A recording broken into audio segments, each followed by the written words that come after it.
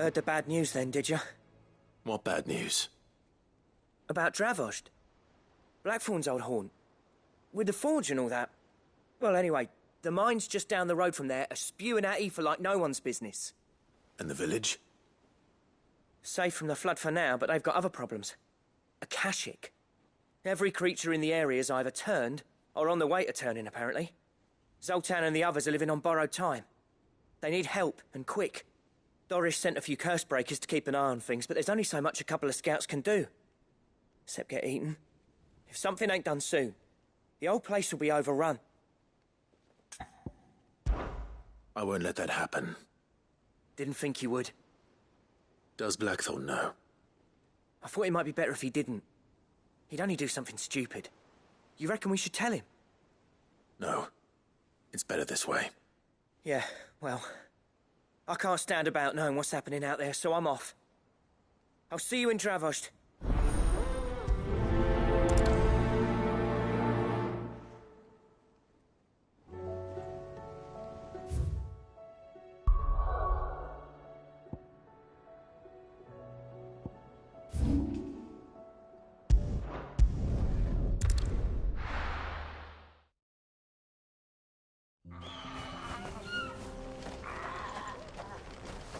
Oh, you're here. August waiting for you inside. Well, go on then. So Dravost is still standing. For now, at least. If you can swing a hammer. I never thought I could. Clive! You're here! And the Akashic? Mostly off to the north still. But I spoke to Doris's scouts and it turns out things are worse than I thought. There's swarms of them out there. Told old Snotty to be ready to seal the north gate. That should buy us some time if we need it. Enough for the villagers to barricade themselves inside their homes at least. Well done. Welcome back, Sid. I'd never have guessed, you know. Not if August hadn't let slip.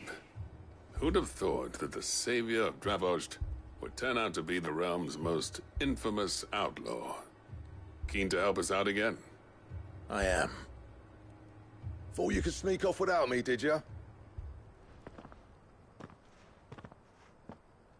Blackthorn.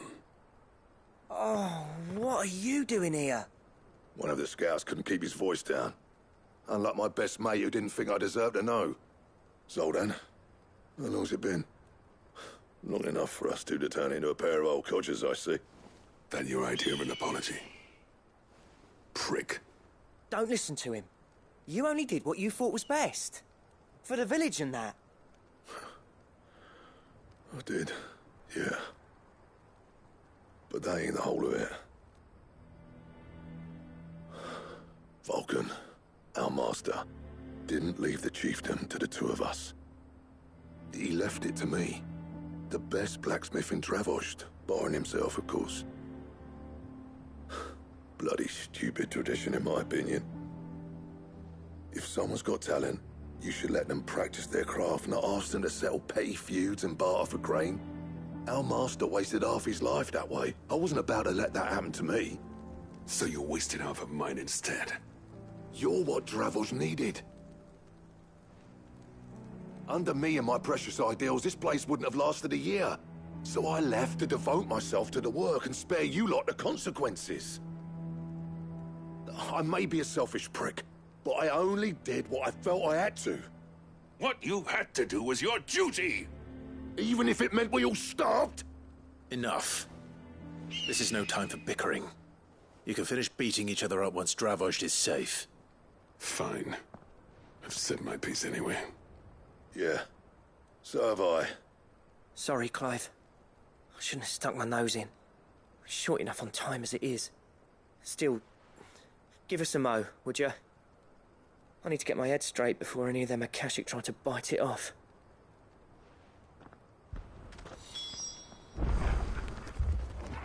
Prick or not, I won't abandon Dravost to a swarm of Akashic. Just say the word. The villagers know to keep out of sight when the fighting starts. Anyone without a blade, come and get one. Sharpest edge in Dravos, guaranteed. The brass neck of that girl. Everyone's coming together to fight for their lives, and she hasn't lowered her prices a gill. I have some things for sale.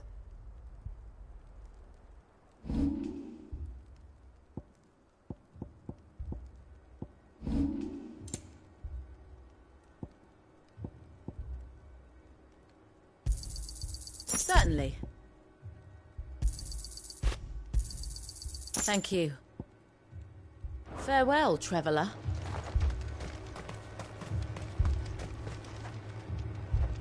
You, ready for the off, then?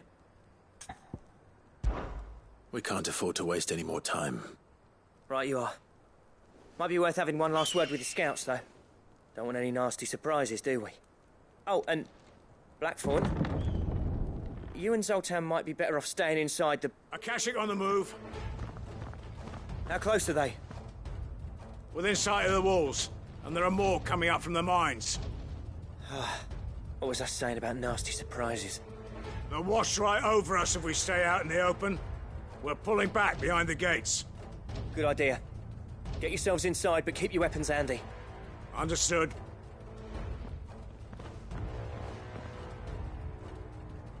I'm prepared to fight if I have to. Well, let's hope you don't. That's our job. Once the scouts are inside, order your men to barricade the gates. No heroic last stands, you hear me? No fighting at all if you can help it. August's right. I've seen what Akashic beasts can do to armor. The people here are tough and willing, but they ain't equipped to face what's coming. I'm going out there. Start work on the gate as soon as I've left. I'll give you as much time as I can. And if they kill you? You evacuate. But it won't come to that. I promise. You'd better be right. Take good care of Dravos till I get back. Leave it to me. And give those things what for, yeah?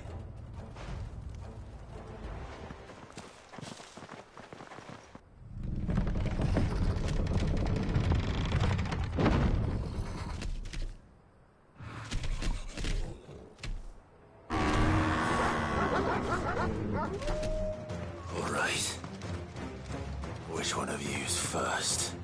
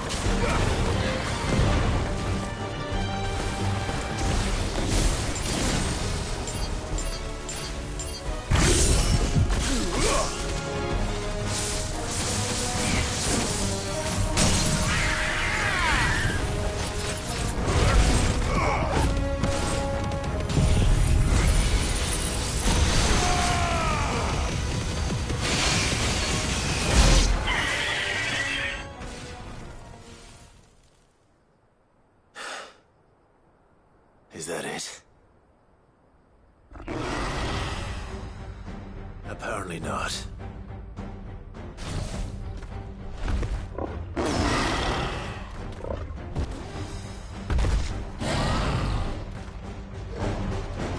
They're not getting past me.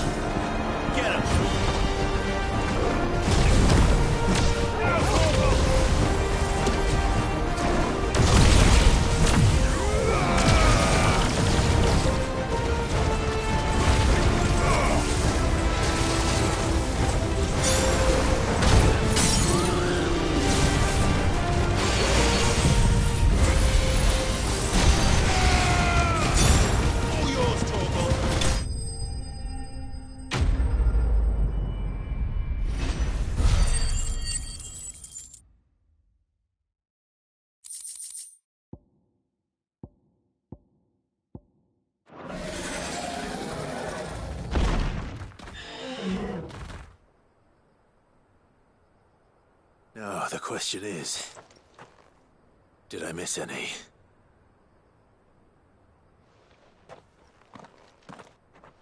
Man alive! You're still in one piece! I slew as many as I could. As many as I could, he says. The old bleeding lot, more like it. Well, almost. Only almost. Yeah, one or two did try to sneak over the wall. But we got the bastards, don't you worry. Good. Though you do know, more will come in time. In time, yeah. But we can think about them later. Let's get you back inside.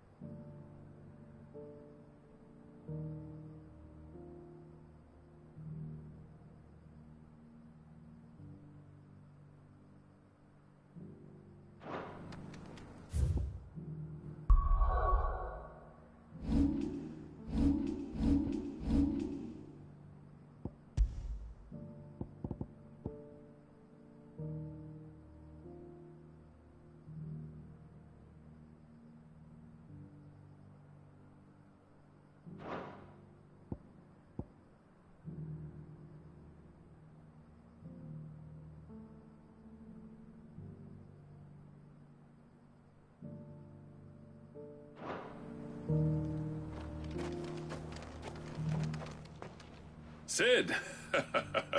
You're even more fearsome than your reputation. Enough to give those Akashic monsters nightmares. I almost felt sorry for the wretched things. But mostly, I felt grateful. Dravojst won't forget what you did today. I'm afraid I've only delayed the inevitable. There's no getting rid of that ether flood. Meaning that any living thing which stumbles into those mines will end up clawing at your walls again. And that's if the flood don't spread. If it does, well, I hate to say it, but the village's days are numbered. That may be, but we're staying just the same. With ether floods springing up all over, it's no less safe than anywhere, and more importantly, it's our home. We'll fortify the gates to the north, and I'll see that they're guarded day and night. All right. Then we'll give you a hand shoring up those defenses. As for you, Blackthorn, that's twice you've turned up when Dravoj needed you. So, thanks. I shouldn't have stayed away so long. And I shouldn't have left without talking it over with you first. Too bloody right you shouldn't. Though I doubt I'd have listened. I always envied you. How you made everything look so easy when, for me, it was anything but. You leaving gave me the perfect excuse to hate you. And from that day on, I never once stopped to wonder what it would have been like if you'd stayed. But what you said earlier, it was true. You'd have been the death of this place. Finally, something we can agree on. I hope you see the sense of it eventually. You kept this place alive. Alive, perhaps. Wealthy even, but Dravoj isn't what it once was. Our work used to be the pride of Dalmekia. Now, we churn out the same rubbish day after day because it's easy and turns a profit. It's not about the craft anymore. I wouldn't send my sons to war wearing the shit most of our smiths are making. I've kept working, honing my skills, trying to lead by example, but no one sees the point. The average castle apprentice has as much passion for the craft as our current lot. Come back to us, Blackthorn. Remind Dravoj what a true master blacksmith looks like. I'll even man those bellows of yours if it means we can work at the same forge again. That's a kind offer. Kinder than I deserve. And I wish I could accept, but I'm needed elsewhere. There's people who trust their lives to my steel, and I daren't let them down. Fair enough. But that doesn't mean I couldn't visit from time to time. Let's see if we can't rekindle this town's passion for the craft, shall we? I'd like that. Just be sure to tell Snotty to let me in the next time I come calling, yeah? Knowing him, he'd let you in anyway. Blackthorn. The Master Smith turned outlaw, back in my good graces. I never thought I'd see the day.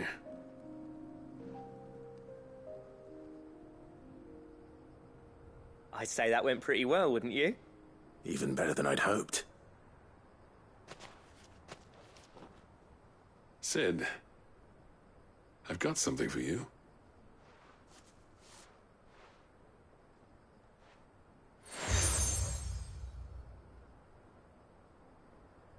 And this is?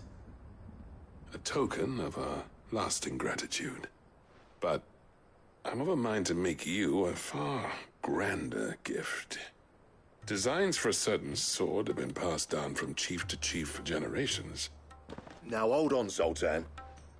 There's a reason no one's made that blade in centuries. There's not been a craftsman equal to the task. I'll admit your cinders make impressive steel, and I've learned to hone an edge Odin will be proud of. But the engravings on that thing are enough to make a jeweler cry. And they're not just for show, either. Have you forgotten what brought you back to Dravozd in the first place? A certain ring? I knew I'd never surpass you with a hammer and tongs. So I turned my hand to a different kind of metalwork. Between the two of us, I'd say we're the equal of any master craftsman ever to have graced a forge.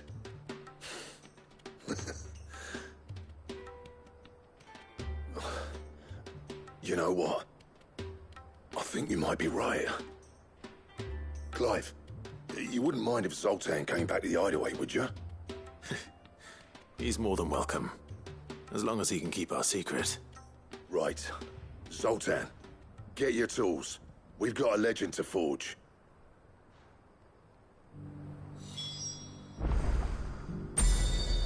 With a little help from Blackthorn, I don't see why we can't restore Dravozd to its former glory.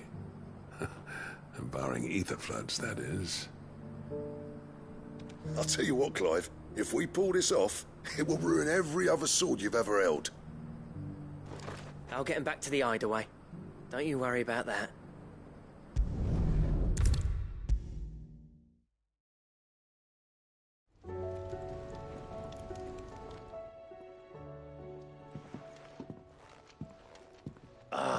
The man himself. We were just about to make a start on that sword I promised you. It's funny, but none of this would have been possible without your help.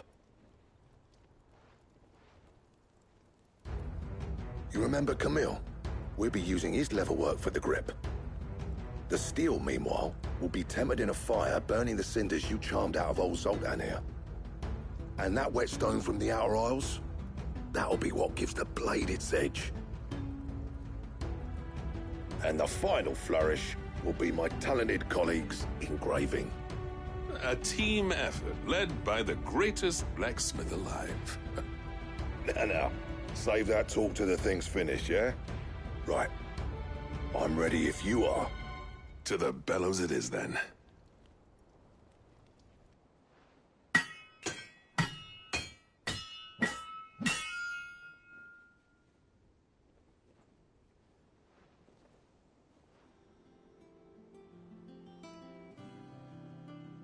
Well, bugger me. We actually did it.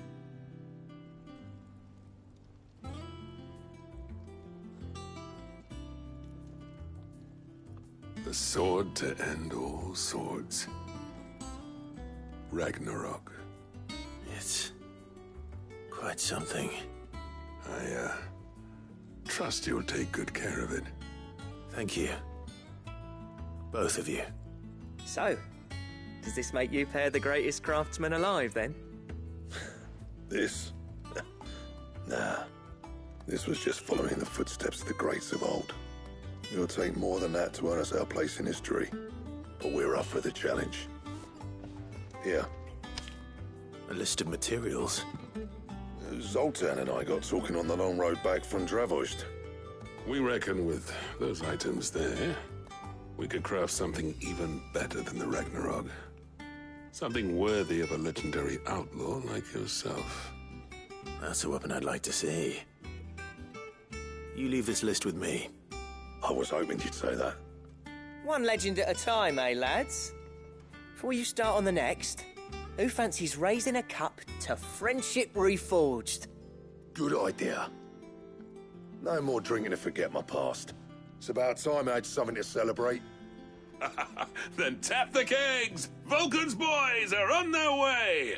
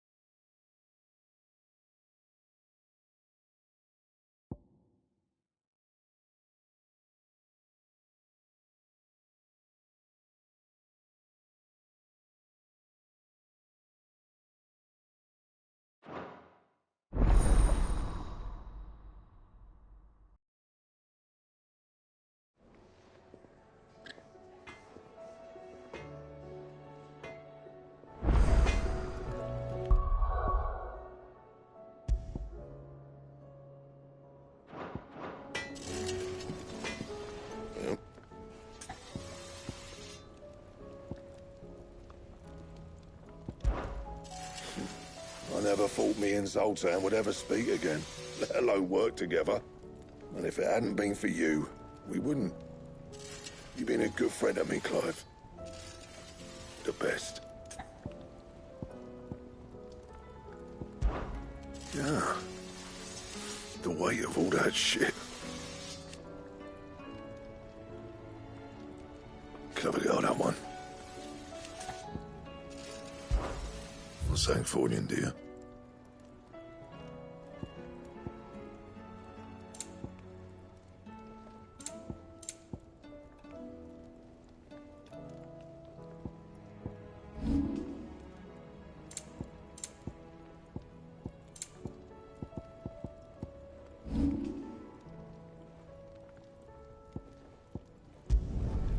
Not bad, if I do say so myself.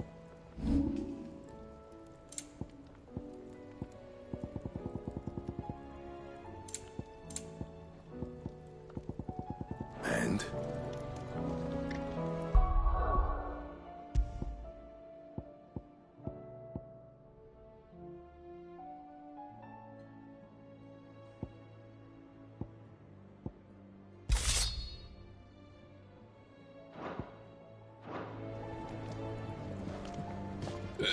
No need to thank me for the sword. I'm happy just to be here. Do you reckon we finally got to the bottom of Blackthorn's troubles, then? That'd be something, eh? Now, he wouldn't be Blackthorn if he didn't give us the odd scale. No need to thank me for the sword. I'm happy just to be here. You've built a fine home for yourselves, and I can see why Blackthorn's so taken with it. Look after the old bastard for me, will you?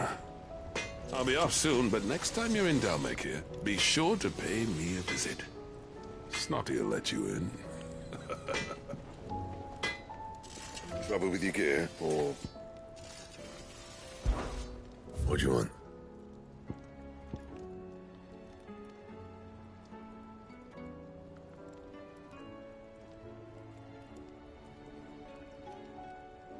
And?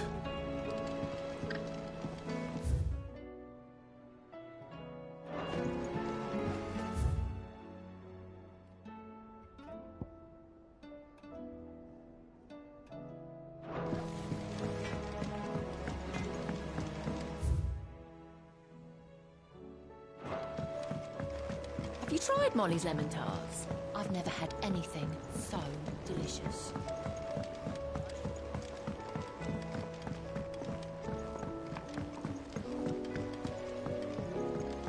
Canva lost.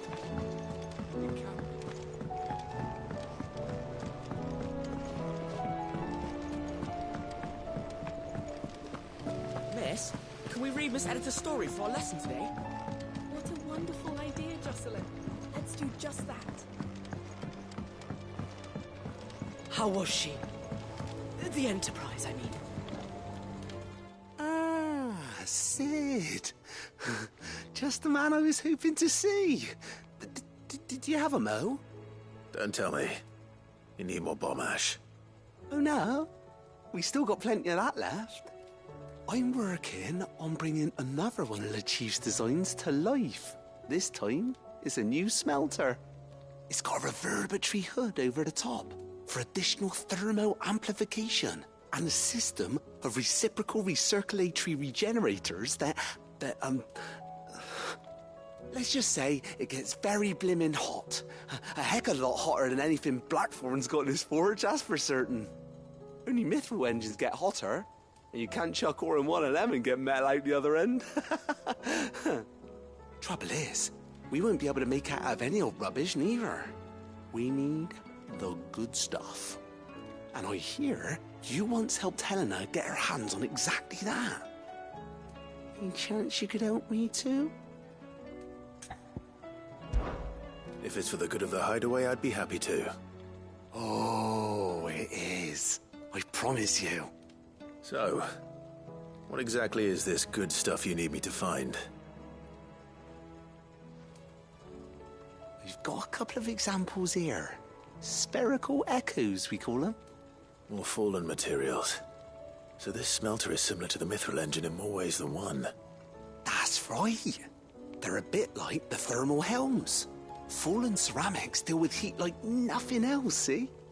And what's more, they're directional, transferring heat from the inside to the outside. But these things, they're all outside. If we line the hood with them, they'll reflect the heat right back into the furnace. We've collected as many as we can, and I know where we can get the rest. Trouble is, they're all watched over by their bigger, uglier cousins. So you want me to visit some ruins, destroy some echoes, and bring back the spheres they're guarding? That's it in a nutshell, yeah. We're only 3 short, mind. And we know exactly where they are. There's one up Amber Way, in that ruin that they call Lost Plume, and another in the Silent South, over in Dalmekia. Last one is in the ruins of Advent, which is in the Empire. All right then. Wish me luck. Will do. I'll be keeping all my fingers and toes crossed.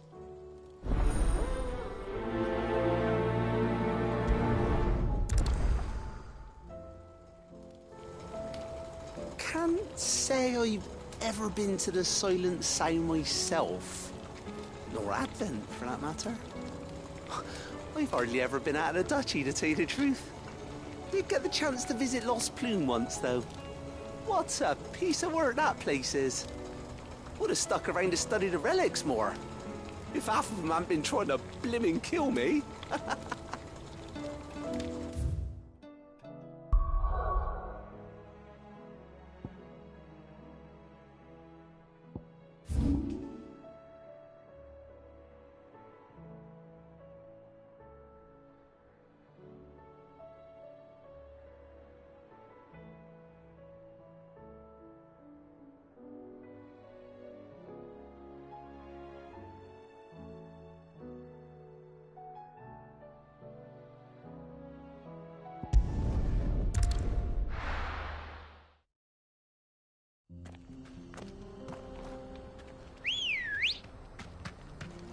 Let's go. Run like the wind.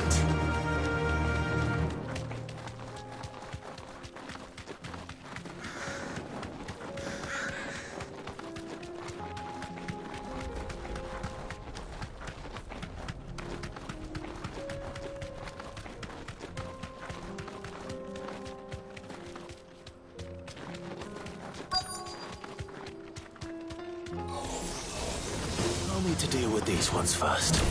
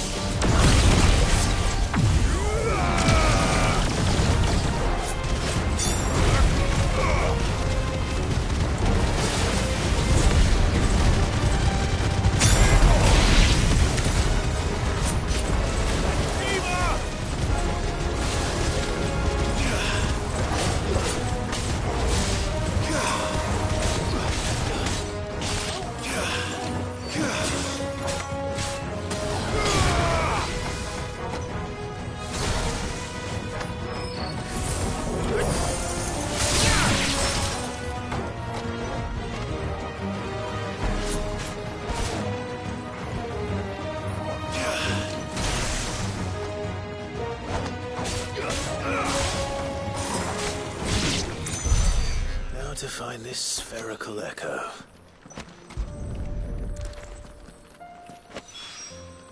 This is it. Right then. Just two more to find.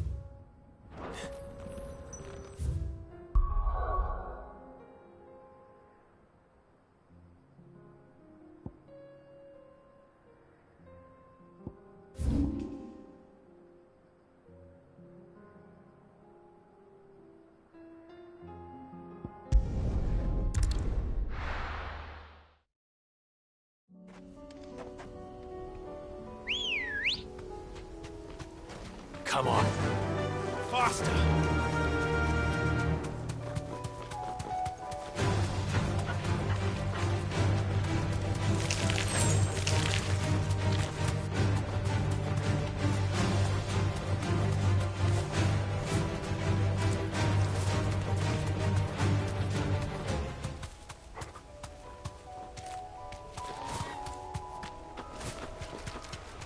Damn it. The whole village is turned.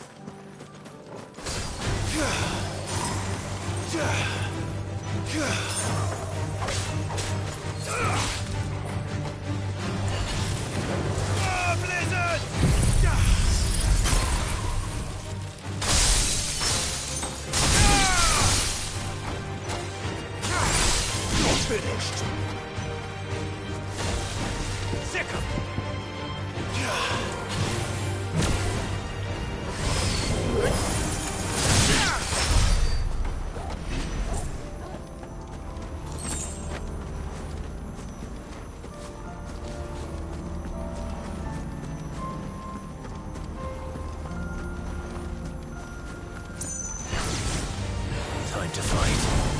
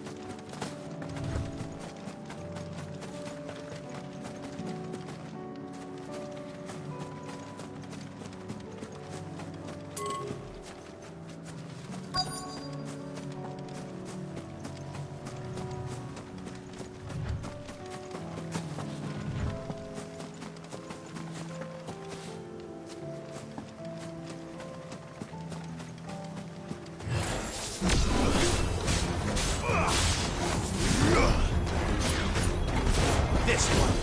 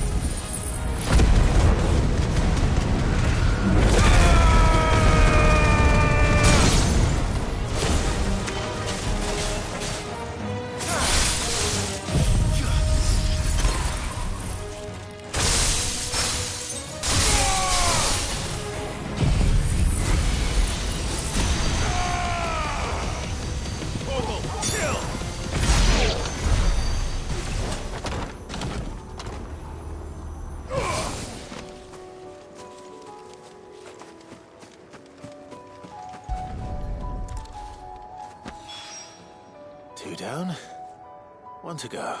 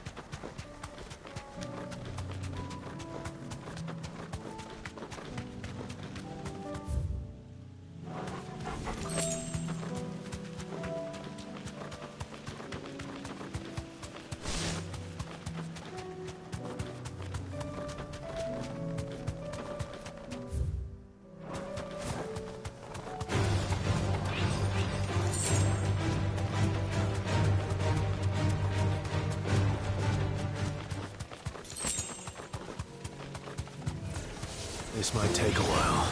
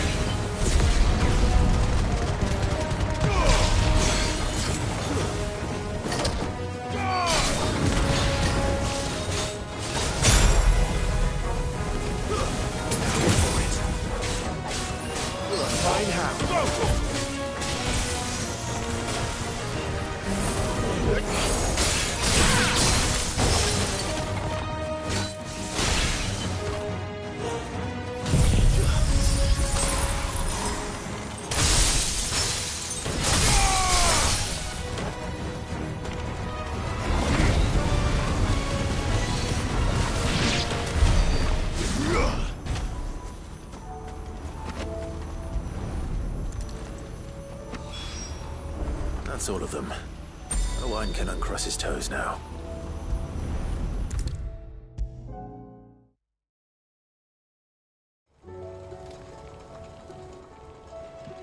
Ah, Sid.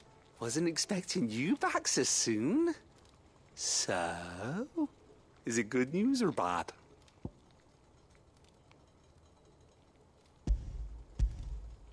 Good, thankfully. Here. That's brilliant! Thanks a blimmin' million! I'll fit 'em to the smelter right away!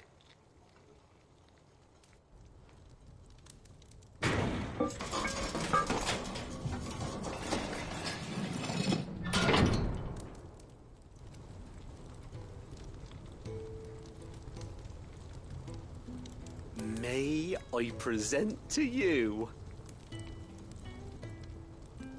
the Telemon Furnace! Ain't bad, is she? She's a beauty. You saved my bacon again, Sid, and I ain't about to let your good deed go unrewarded. It's fine, really. My bag's flexible enough already. Oh, don't say that. I'm sure I can make a few improvements to it yet. You could just buy me a bigger... How about that clasp? Looks a bit stiff. Reckon you could loosen it up and make some more room? And I reckon I know how. With a new alloy we've been working on. The Telemon furnace was just what we needed to perfect it. It's a metal, see? So it's lovely and strong, but it's also, well, stretchy, if you can believe it. Stretchy metal. Well, if you insist. That is the spirit. You'll love it, I promise.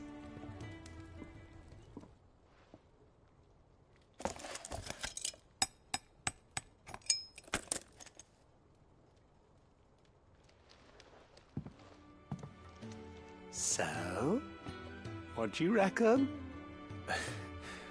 It's actually quite ingenious. Thank you, Owain. Shh, don't mention it. You earned it. And I wanted to get some practice in using that metal anyway. Reckon we'll have all kinds of uses for it around the hideaway. Can't think of any right now, but that's our job, innit? Dreaming up new ways to make life easier around here. Maybe even out there, too. One day, the whole world's gonna know about the inventions you've helped us put together. That bag of yours will be the first of many. You mark my words. They'll hardly believe their eyes, I'm sure.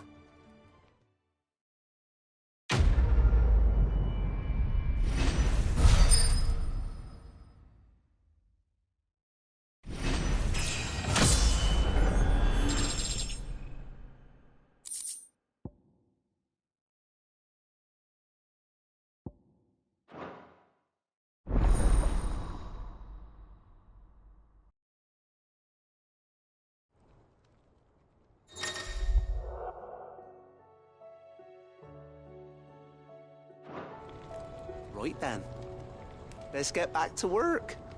These world-changing inventions ain't gonna invent themselves.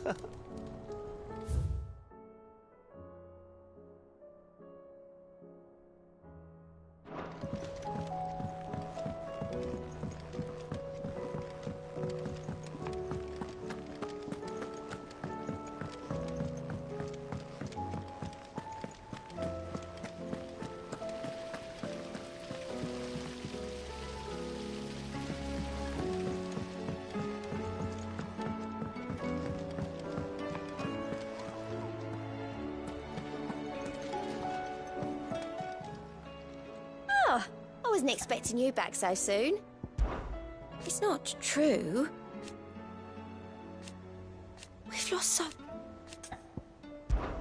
Come to claim your just desserts?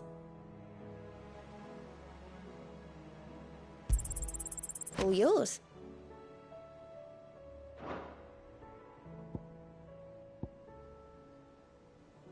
Best of luck out there, Sid.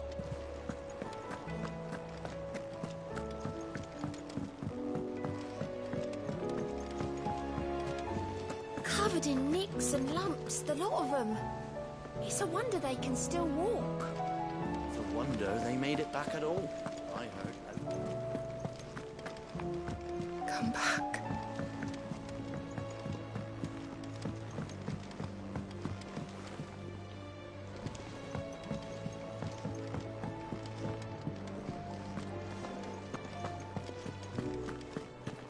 The stew's awfully thin these days. What do you expect? Farmers are working in their fields and traders are rich.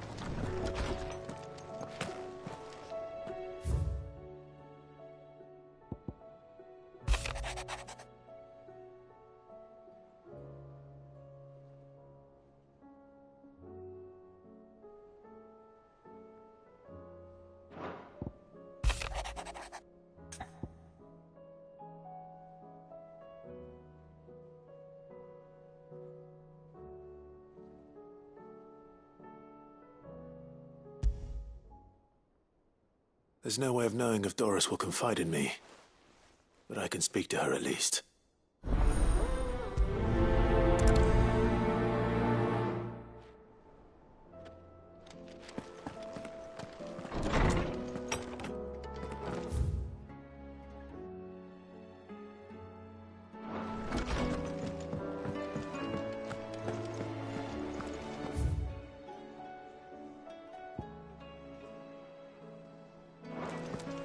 Oh, don't tell me we've run out of papio nuts and all.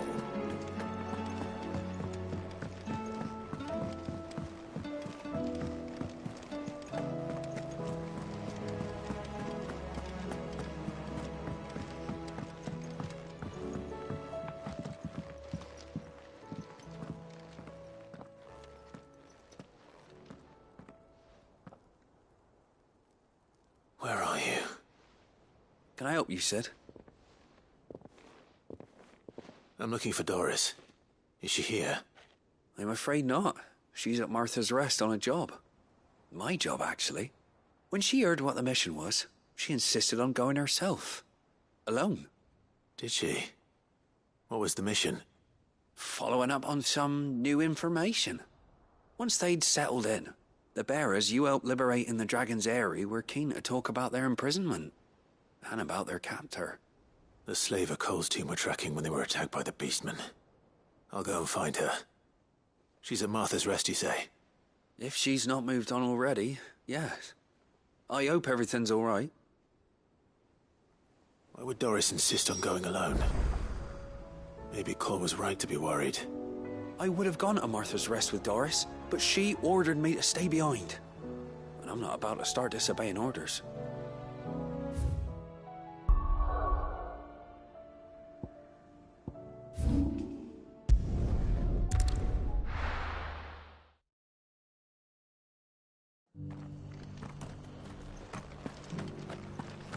Doris should be somewhere nearby. Assuming she's still here.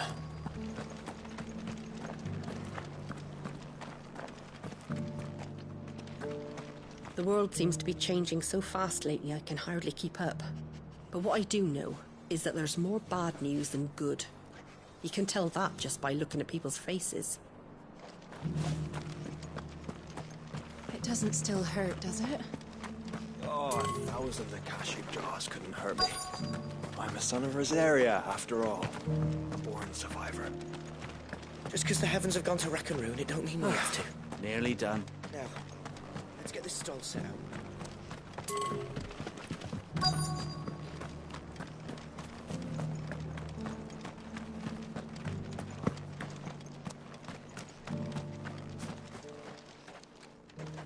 It's been a pleasure, Doris. Just like old times. I'll give your offer some thought, my lady. How goes the investigation? Sid, what brings you to Martha's Rest? You. I heard you were out here on your own, tracking our slaver. I trust you're being careful. Of course. And it had to be me. The bearers from the Dragon's Eyrie confirmed a long-held suspicion of mine that the slaver we've been tracking is an old acquaintance. She's no fool. If we'd come in force, she would have spotted us straight away, and then vanished without a trace. That was her just now, wasn't it? So, was it a fruitful reunion? I'd say so. She tried to recruit me. Seems her time in Rosaria is coming to an end. She's abducted bearers from across the region and is looking to smuggle them back into Sambrek. After her brush with those beastmen on the road to Northreach, she hired herself an Imperial escort, which she wants me to join. She's dangerous, Sid, but I think I can stop her. Then I'm going with you. I'll take care of the escort. You can see the bearers to safety. Where are they? The Baum Archers, soon to break camp. You go on ahead. I'll follow once I've sent word back to the hideaway. She asked me to join her at the Baum Archers. It's a wonder she still trusts me after everything that happened.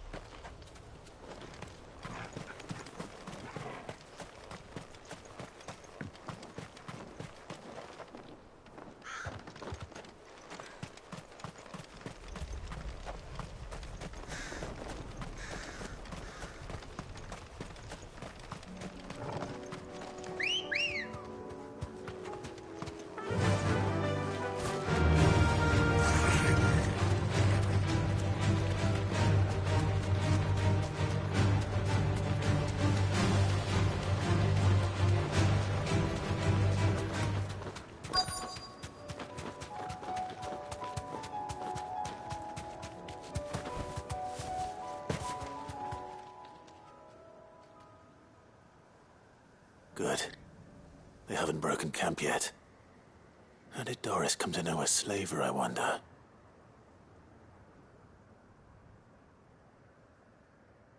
We've waited long enough. She's not coming. Ready the bearers. We're leaving. Back to civilization, is it, Mom? With all haste, lest any of you lackwits start talking like these feckless bumpkins. I presume your men are ready. We've suffered too many delays as it is. Any more and I'll be docking your pay. Yes, Mom. Oh, but before you go, it appears we have company. Kill him. You're welcome to try.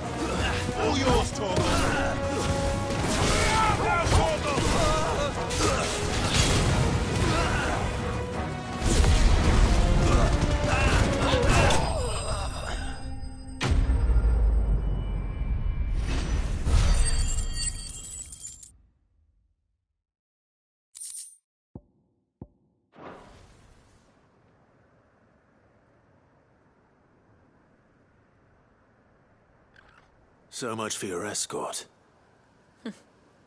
You'll forgive me for not avenging my men. I'm not the swordswoman I used to be. I surrender. Do with me as you wish, Sid the Outlaw. Sid! Ah, Doris. I take it you're not here to rescue me from our brooding renegade?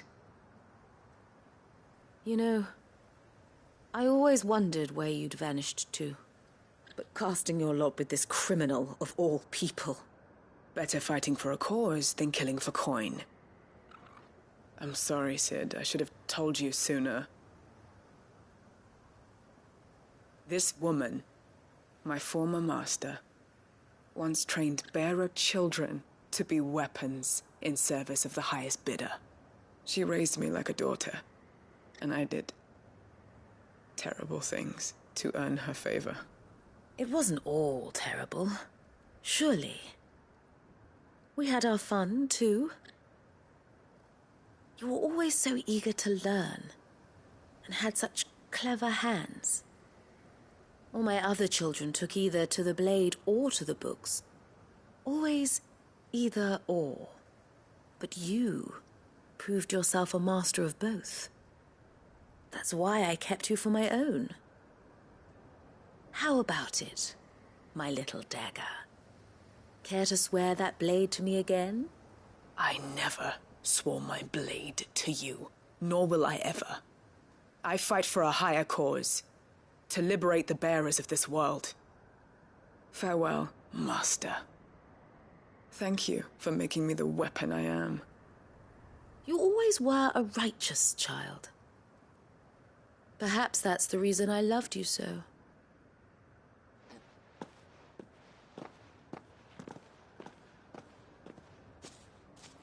What do you want to do with her? I am not the killer she wanted me to be. Not anymore. And she no longer has friends in high places. The Dame does, though. Her connections at the Imperial Court will see that justice is done. All right. If you're certain. I am. And thank you for everything. Now, I better let these bearers know that they're safe.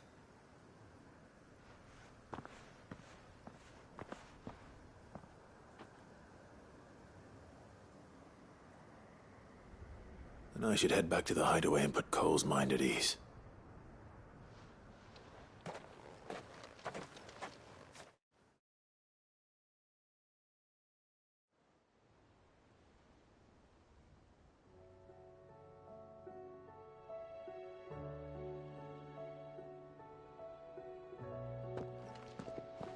Welcome back, Sid. Doris's message just arrived. I hear you saved more bearers from being smuggled across the border. With any luck, they'll be joining us in the hideaway shortly. Oh, and your letter. You don't need to worry about Doris anymore. I'd been hoping as much. She mentioned one or two things in her report. So the slaver we'd been chasing all these months was her former master. Wish I'd known. She's been arrested, by the way, over in Sambrek. Went quietly, or so we're told. And she won't be getting off lightly. The Empire may have no love for bearers, but it's none too fond of black market traders either. Can't have been easy for Doris. I'm sure it wasn't. But don't worry. She'll be all right. I hope so. Suppose you should know, eh? You had quite the past yourself before you came here, or so I understand. Anyway, thanks again, Sid. The Cursebreakers would be lost without Doris. And you, of course. Keep up the good work, Cole.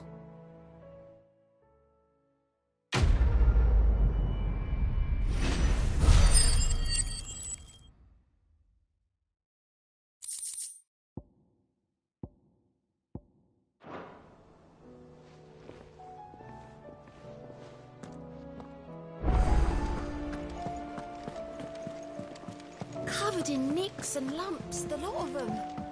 It's a wonder they can still walk.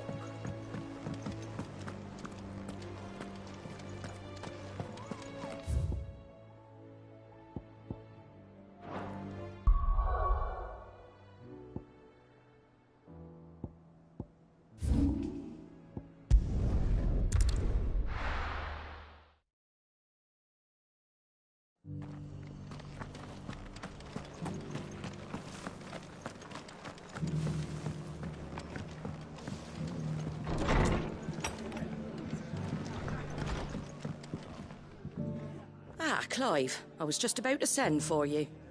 I'd like you to take something to Sir Wade up in Eastpool. Seeds for planting. Thought it was about time they started growing their own food. I'll keep providing them with whatever they need in the meantime, of course. But if Eastpool's going to survive, it's got to be able to fend for itself. As have those poor bearers. They've lived their whole lives in servitude, but now they're their own masters. Small wonder they ain't got the foggiest how to provide for themselves. So it's up to us to teach them. And if you're wondering why you, well, the Wagoneers taking supplies up that way have been coming back with more and more reports of Akashic around the village of late. Sir Wade's putting a brave face on it, but I think even he's starting to worry. And if he's likely to share those concerns with anyone, it's you. All right. Thanks. Wouldn't ask if I didn't have to. There. That should be enough to keep him in Gazal Greens for a few years at least. Gazal Greens? Not the most mouth-watering crop, I'll admit. But they're hardy, they grow fast, and they fill a hole. Better that than something that'll wither away at first frost. And Chocobos love 'em too, which is no small thing. When I say all of us need to pull together to get Eastpool back on its feet, I mean all of us. They ain't exactly succulent, but cook 'em right and they're just about bearable. I'll take your word for it. Anyway, Sir Wade'll know what to do with them. And if he don't, well, I'll go up there and show him myself. I'm sure you will.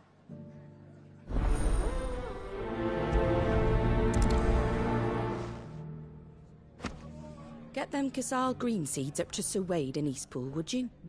And while you're there, ask him what the situation is with the Akashic over that way. He might actually tell you the truth.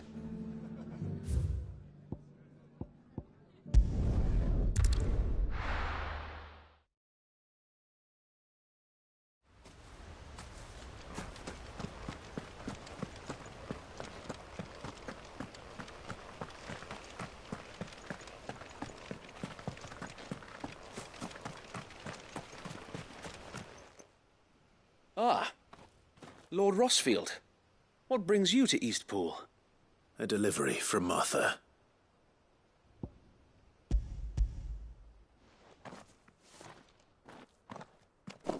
These are Gizal green seeds. Martha's keen to cut the apron strings, then, is she? I jest, of course. You see, I had thought we might be able to revive the old wheat fields, but they'd long since gone to seed, only without the seeds. Martha was hoping he might be able to show the bearers how to plant and tend these, so that they'll be able to fend for themselves. That's not a bad idea. These bearers had only recently escaped their bonds before we brought them here. They know little of freedom, of providing for themselves and their loved ones. Unless we teach them how to live like free men, I fear that all we have achieved in bringing them here is to exchange one master for another. Not that myself and the Guardians have been the best example to them so far, subsisting almost entirely on Martha's charity as we do. It's about time we all started to provide for ourselves, bearers and Guardians alike. Unfortunately, we've been a little too busy of late to focus on much besides bolstering our defenses. There have been alarming reports of... The Horde is closing in. They're coming, so wait, all of them. Damn it all, I thought we'd have more time. Gather the men in the square. Send to the rest for reinforcements. Yes, Sir Wade. The Horde. A Kashek, a veritable legion of them. They've been seen prowling around the northern reaches for a while now. We don't have the numbers to hold back a swarm that size. I had hoped to build a perimeter wall so that myself and the Guardians might be able to defend the village, but... Now you're out of time. Precisely. If reinforcements from the rest arrive before they do, we may just scrape through, but I fear that's rather an enormous if. What if you could call on reinforcements from Eastpool? You mean the bearers? We brought them here so they might live, not die, fighting for their lives. So wait. You said you lack men to defend the village. Are the bearers not men? Do they not wish to see Eastpool saved? Though they may not be trained soldiers like your Guardians. What help they are able to offer could still prove the difference between victory and defeat. You're right, my lord. I will appeal to them.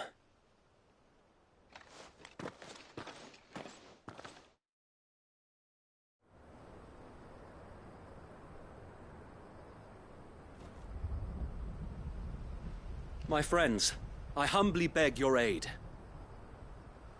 We Guardians are few and our enemies many. But I swear we can defeat them with you at our side. You would send us to the slaughter, to serve as bait for those fiends so that you and your men might be spared. And to think we trusted you. Say what you will, a home is not worth dying for. But it is worth fighting for. Sir Wade fights to give you lot a chance. Just like I do. Just like Sid does. We all wanted to give you a home where you could be free. And you got one, didn't you? This place, Eastpool. This is your village. Your home. And if you don't fight to protect what's yours, you'll lose it. You know I'm right. This world wants to take everything from you. Everything. Your homes, your freedom, your very lives. So then, are you going to stand by and let that happen to you? Are you going to accept fate like good little Bran did and die, having never stood up for yourselves? Or will you fight like free men and women?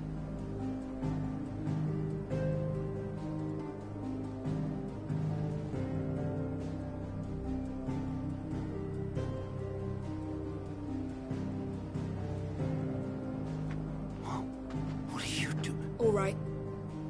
Give me a sword. I never dreamt I'd have a home of my own. And now that I have, I don't want to lose it. I will protect what's mine, or die trying. We all will. Free men and women, fighting together.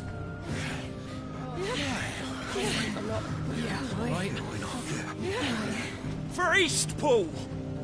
For Eastpool!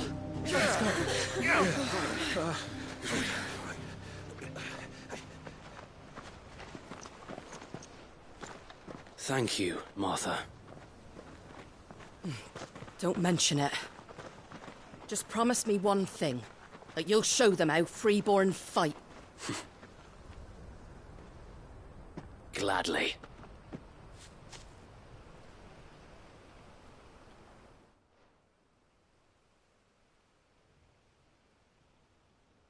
Well, if it was numbers you were lacking, you certainly won't be now. Thanks to you. Me? Oh, I just love the sound of my own voice.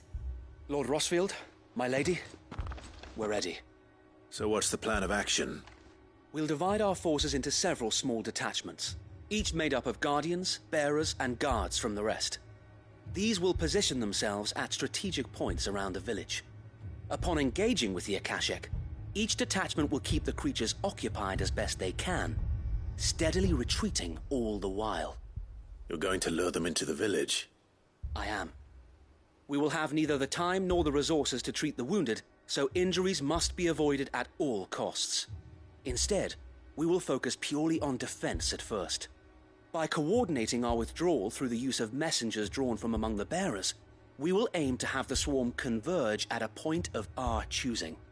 With luck, that point will be the village square, the perfect place for our most able warriors to surround them and fall upon them, and for you and I to finish them off. A sound plan, but one that'll require a leader with a cool head and strong nerves to coordinate the retreat. I'd say you have both in abundance, Sir Wade, but you'll be needed. Please, leave the last of the fighting to me. Ha! And let you have all the glory. Sir Wade! They're here! Then you know what you must do. We work together, everyone playing their part, each shielding the other that no man might fall, that Eastpool might live on. For Rosaria! For Rosaria! We've no time to argue, my lord. I'll do as you ask. And I will do as you ask. Suppose we'd better do our bit too, then, eh? Right you are, Martha.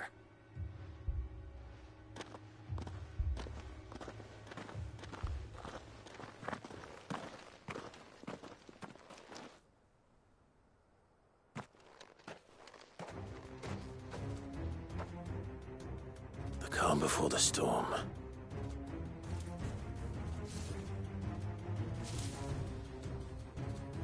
And here it comes. I will not let this village fall.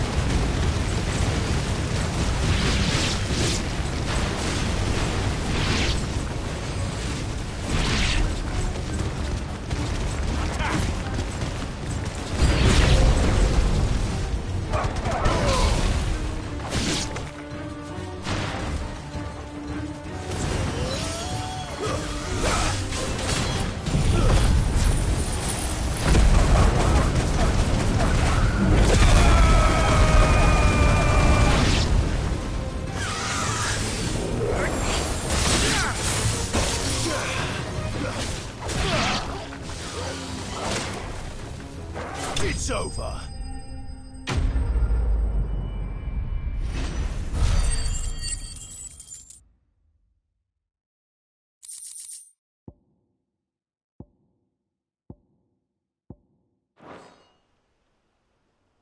Looks like that's the last of them.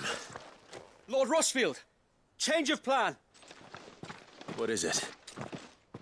Owl from the rest. An Akashic Curl's been sighted on Rhiannon's Ride and is headed in their direction. Well, the better half of her guard is here. So wait, how many Akashic remain in Eastpool? Hard to say. My men are still facing some resistance, but I think the worst is behind us. I could order a detachment or two to fall back and... No. Let them finish the job. You stay here too, Sir Wade. Your men need you. I'll go after the Curl. Join me only when Eastpool is won. If you're sure, my lord. May the Founder protect you.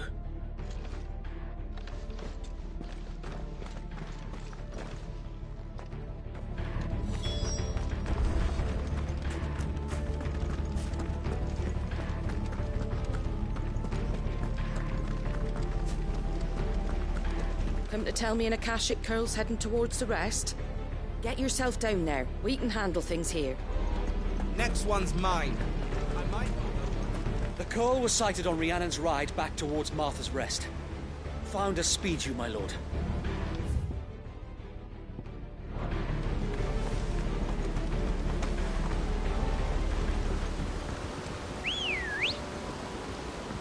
Let's go.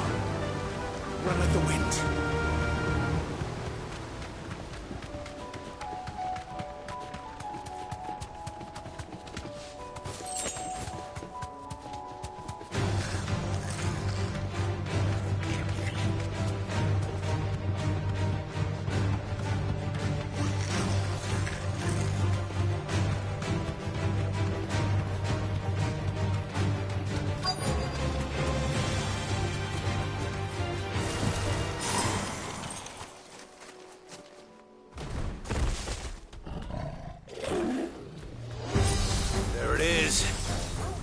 With me, Torgal.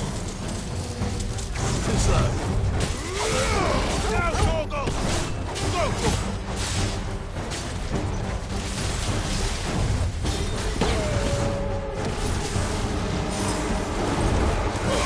This one.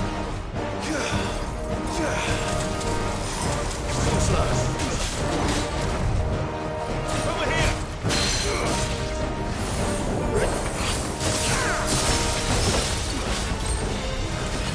Let's try.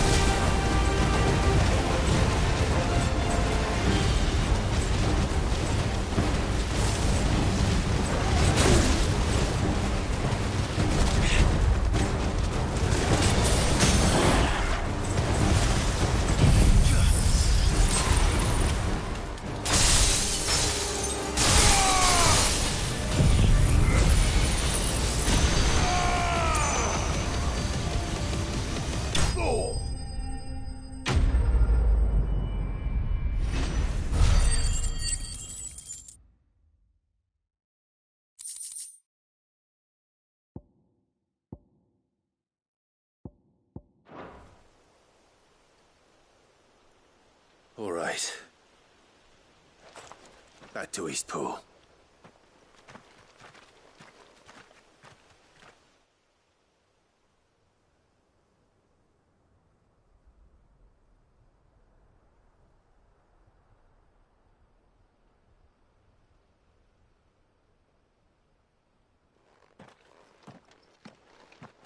Lord Rossfield, the Curl, is it? It's dead. Thank the Founder for that. And for you, my lord. We were able to eradicate the rest of the Horde. I have guardians posted around the village to keep watch for further attacks, but all seems quiet for now. I hesitate to say it, but I think it might be over. I think it might.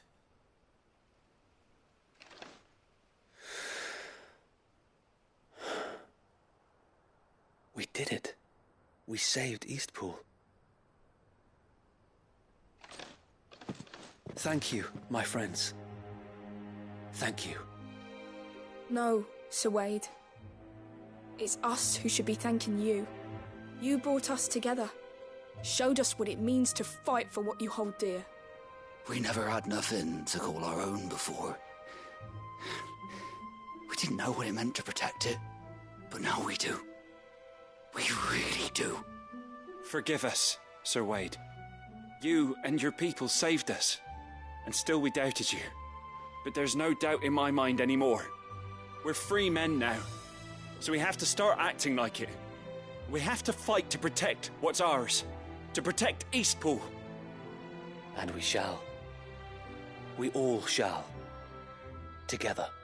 This is our home.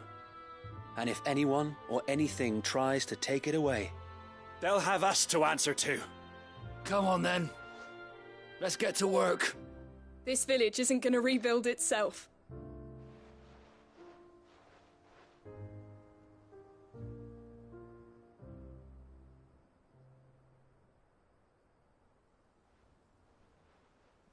They're not slaves anymore. No. They're Rosarians. Your father took pity on the bearer's plight, and I believe if he were still with us today, this is what he would have wanted.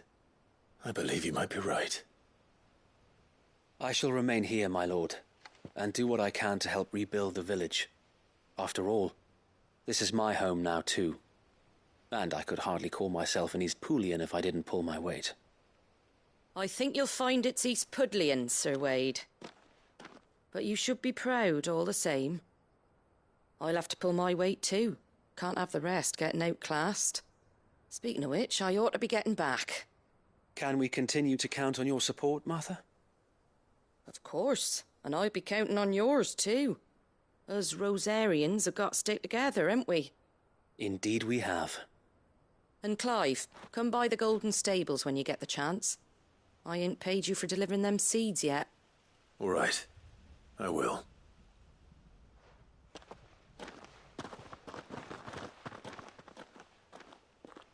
Lord Rossfield, do you remember our very first mission together?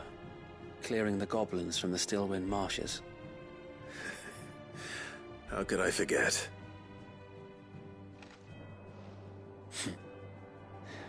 There's one sight that I shall never forget.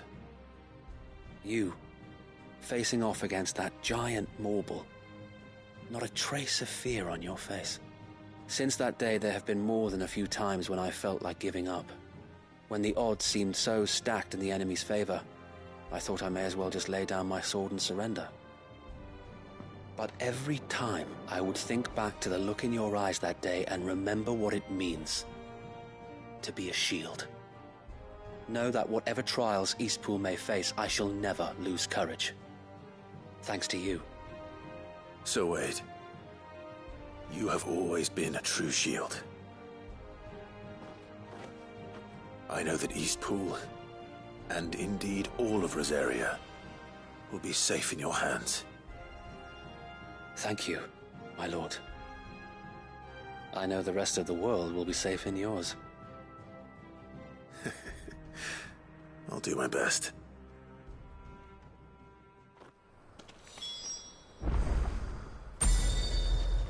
Thank you again for all you have done for me and mine, my lord.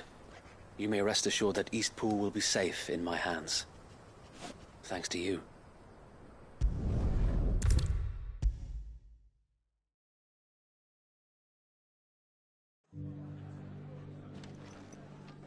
The hero returns.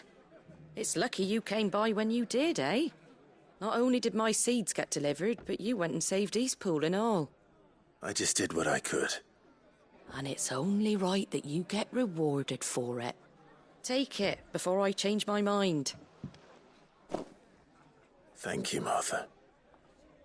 So, Eastpool's finally back on its feet again. And a home to free bearers. Who'd have thought we'd see the day, eh? Well, it was your idea.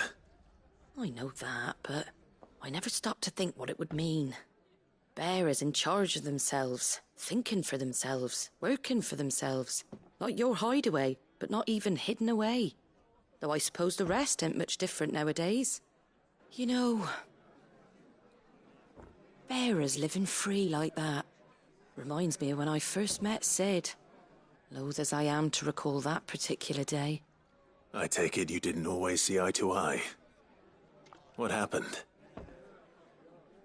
Well, if you really want to know, I started doing what I do long before I met Sid. In fact, that's how I met him. Or at least how he came to meet me. He showed up at the stables one day, asking questions about who'd been buying up bearers.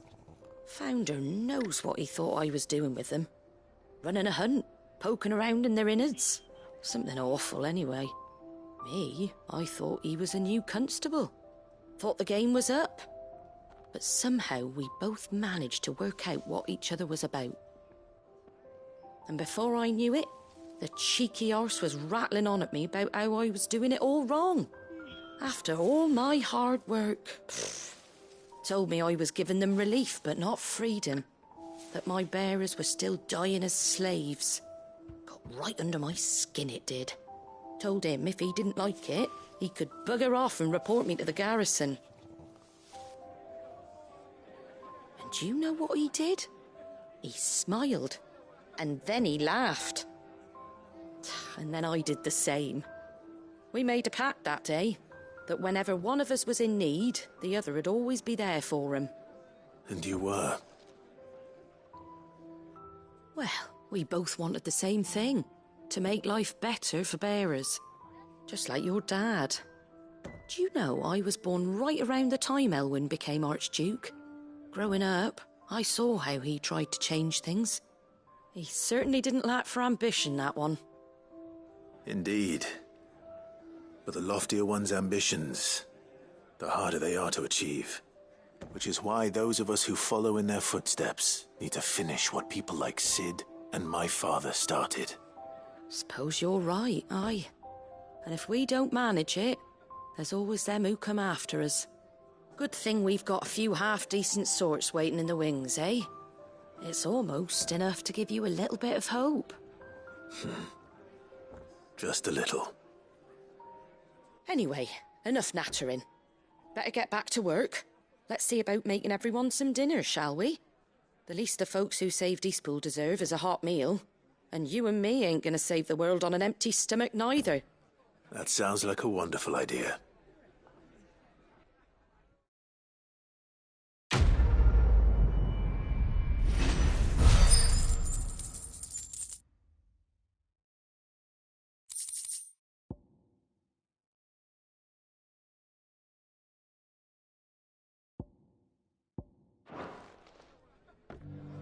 Don't worry, Clive. You went alone in this fight.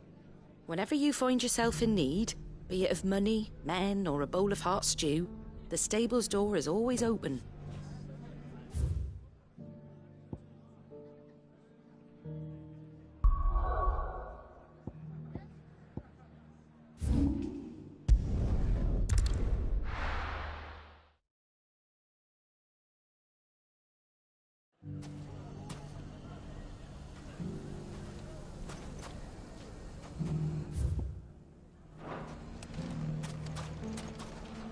Everything's back the way it was.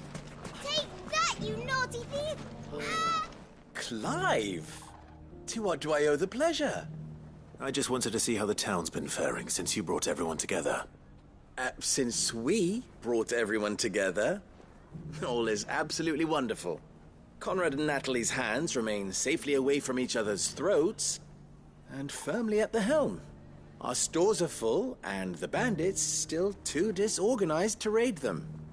Just as the good Lady Jane and Lord Underhill intended. Are you a lord? Lubor's going to be one too. They're going to make him the Lord of Dalamil, because of how he stopped all the grown-ups from fighting. It's the mayor of Dalamil, dear child, and the vote hasn't taken place just yet. But if the people wish me to lead them, I shall. And my first act will be to build a school so that menaces like you two learn not to interrupt your elders. Speaking of menaces, there may be a rather worrying one just over the horizon. May there indeed. I'm afraid the example Conrad and Natalie set in putting aside their differences in presenting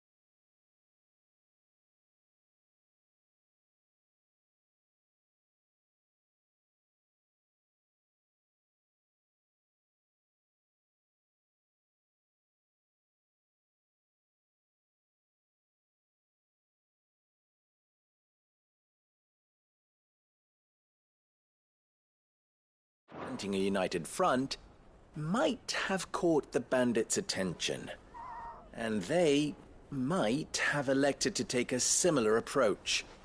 They have formed what one could call a League of Outlaws, and they grow more organized by the day. But we'll fight them all off just like last time, no matter how many of them there are. Won't we, Lubor? Of course we will. If we continue to work together, we can overcome any challenge we choose to face. The longer we avoid facing this one, the more difficult it will be, until the only way to overcome it might be to run for the hills. Our best hope is to nip these efforts at organization in the bud, by finding those ne'er-do-wells who have yet to join the cause, and ensuring that they never do. Perhaps a certain Lord Underhill might be willing to lend us his aid once more? How could I refuse? Thank you, my lord. Victor will fill you in on the particulars. I have him stationed by the desert gate, receiving and collating reports from my scouts. Such an amenable soul. He reminds me of you. I'll go and speak with him.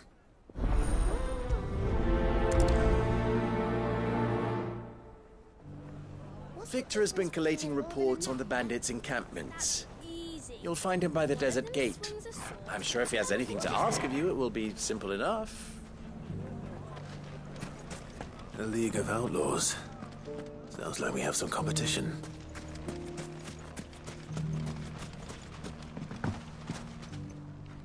Still in Dalamil, Victor? Ah, Sid. I thought you'd have returned to Cosnis by now. I did. Then I came back. I've developed something of a fondness for the place.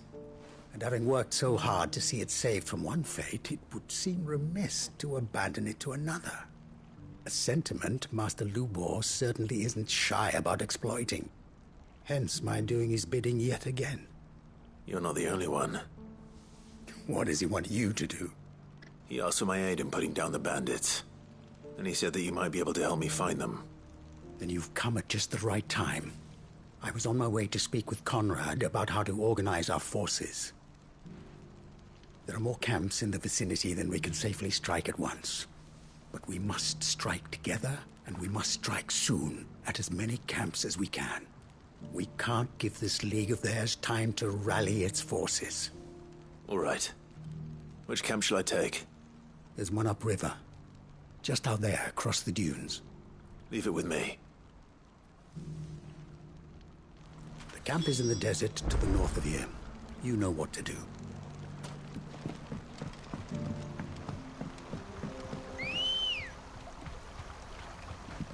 Let's go. Fly, Ambrosia. Those ne'er-do-wells want to band together.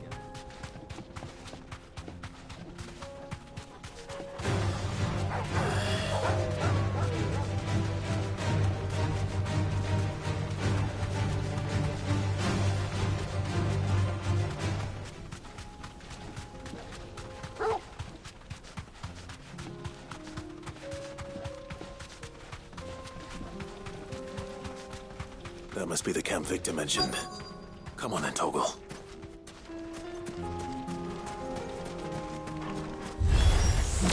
That's him! One who killed Locke and Fingers. Take his head off!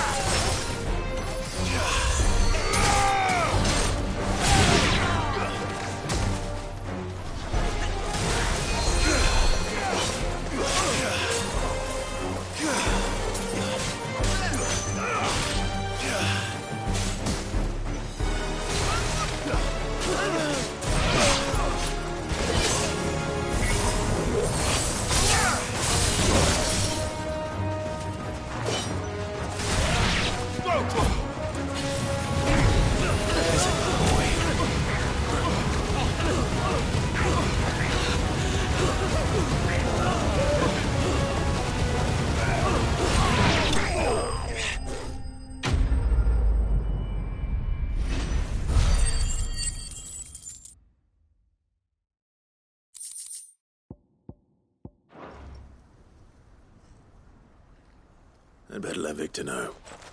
Sid, where are you? Ah, I see the bandits didn't pose you any trouble. No, but that's not why you're here, is it? No. Something's happened. We need you back in Dalimil. What is it? The whole town's in uproar.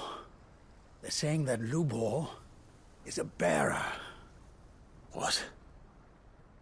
Seems that one of our parties wasn't as thorough as they should have been. They let one of the bandits escape, and his escape route took him right through Dalimil. Some of the children spotted him, and he was about to silence them. And when Lubor felled him with a bolt of magic, and without a crystal. But that's not possible. It is, if he's a bearer and has been hiding it all these years, which is what people are saying. If he has, well, I wouldn't blame him. No man is branded by choice. Still, all those people see is a man who's lied to them all his life. One who was made a leader of himself when the world believed he should have been a slave. Fuck. I don't know where we go from here, but I know one thing. Lubor needs all the friends he can get right now. You're right.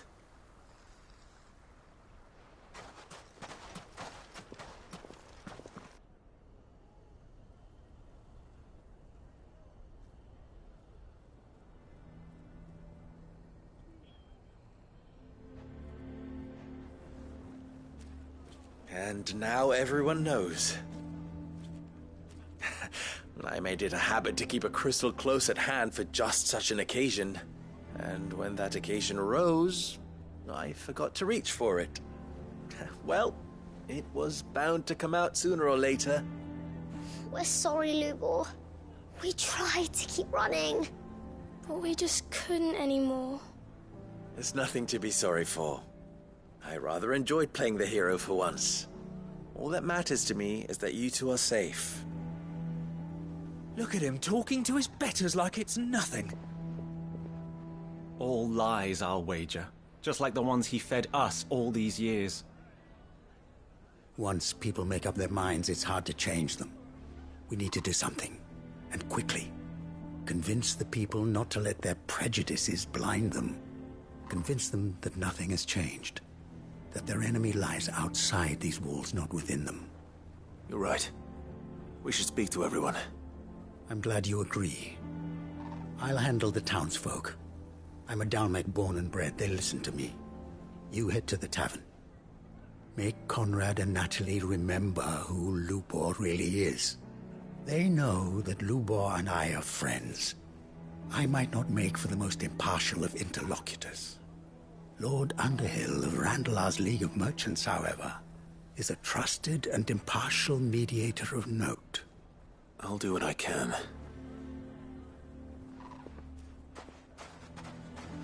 Lubor, stay here with the children. I can't promise anything, but we'll try. And that is all I can ask of you.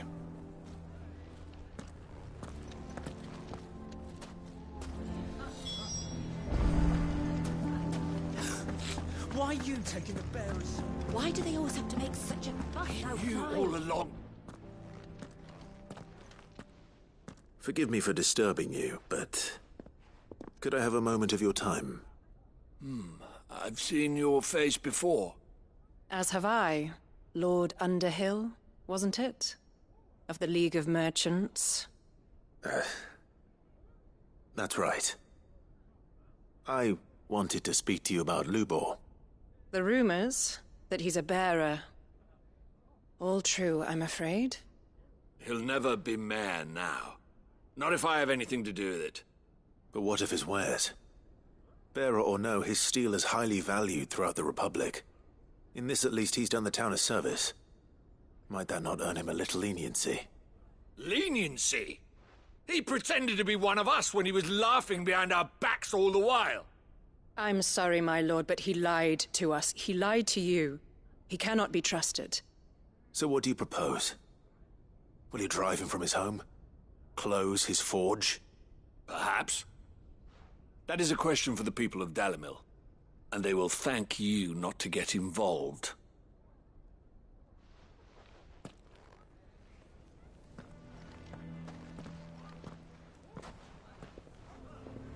The townsfolk have made their minds up. There was nothing I could do. Nor I. Conrad and Natalie refused to consider anything but their own wounded pride. You never know. Once their anger is cooled, they might see things differently. For now, we should report back to Lubor. All right.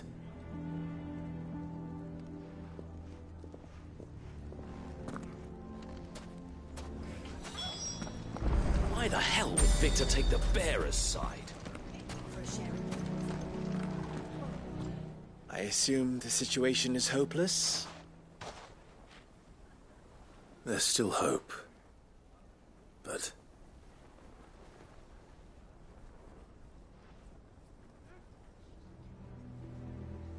But perhaps not in this lifetime, I think it's fair to say. You mustn't think like that, Lubor. Give them time. They'll come around.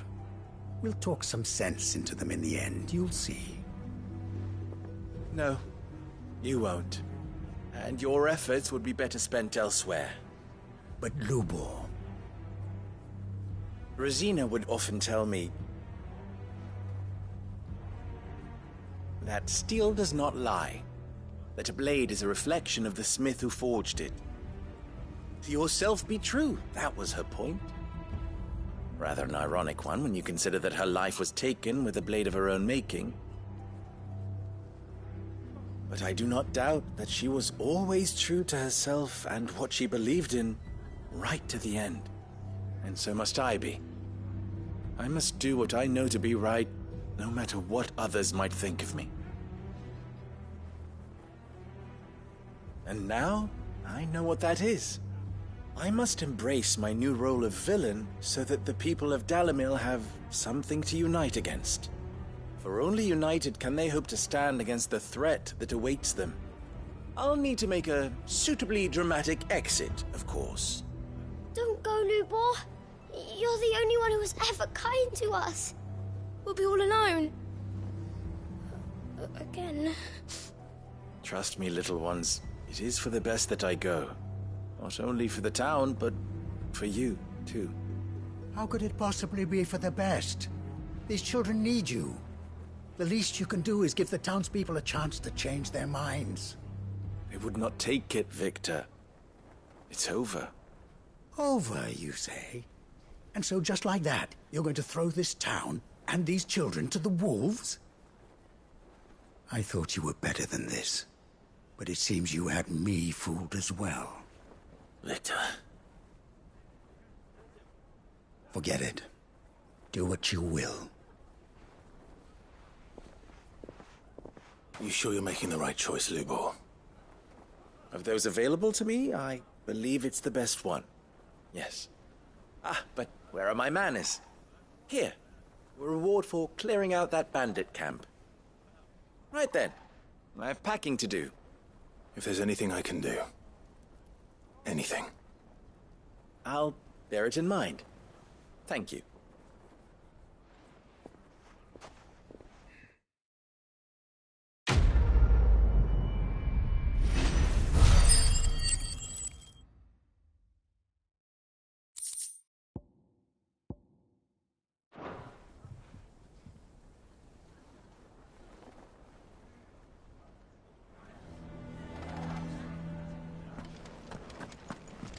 If you're going to try and convince me to stay, save your breath. I will not put those children at risk.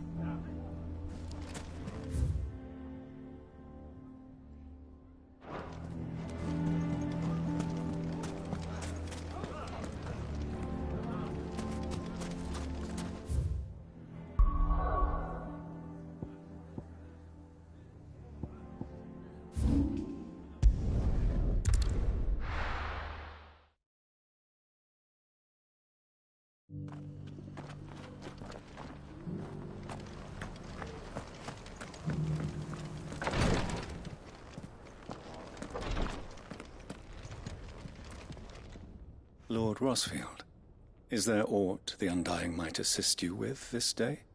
Perhaps. My brother said that your order was helping him with his quest to uncover Ultima's origins. Have you learned anything of note since last we spoke? Little and less, I regret to report. I see. Be assured, however, that we will not rest until the truth is known. Even now, our archaeologians scour ruins in every corner of the realm for traces of Ultima's touch. Fallen ruins, I take it. Dating back as far as Phoenix Gate. Indeed. Ultima's thralls are oft sighted among the remnants of the fallen civilization, as if protecting the secrets concealed within. Secrets we'd see unearthed. Should our methods be of interest, my lord, mayhap it would please you to observe some of our number at work. Would that be possible? Of course. A survey is being conducted not far from here. Perchance you are familiar with Kretov, a small hamlet built around a fallen airship. I was due to visit my colleagues there to collect their preliminary findings, but if you would consent to do so in my stead, I'm sure that they would be honored to relate any discoveries they have made to you directly. All right. I'll go and meet with them. They will be most gratified, I am sure. Might I suggest you take the road through Titan's Wake? It will lead you straight to the village after but a short walk. Thank you. I will. I wish you a safe journey, my lord. May the Firebird's flames burn ever in your heart.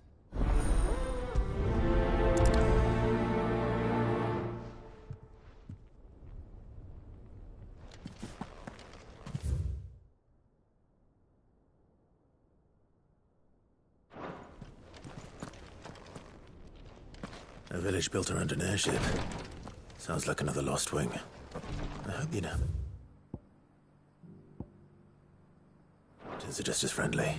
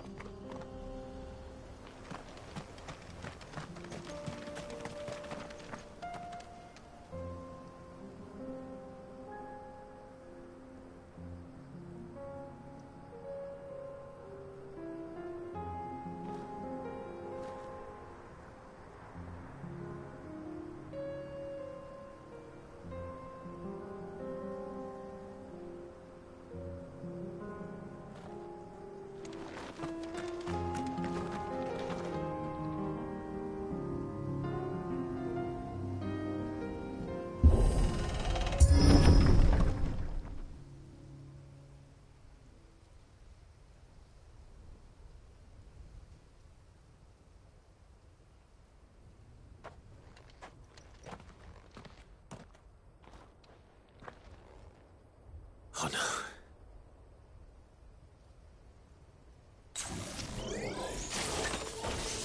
You'll pay for this. May still be survivors.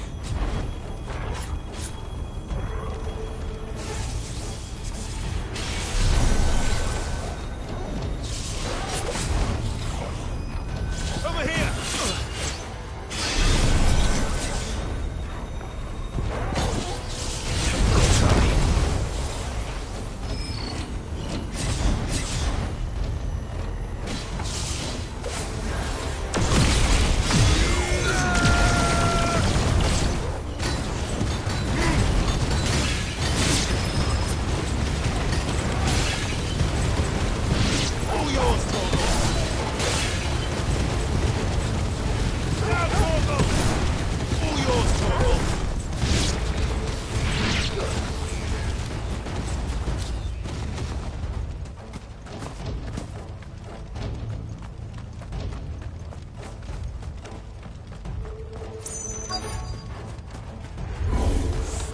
Whatever that thing is, I'd say it's their leader.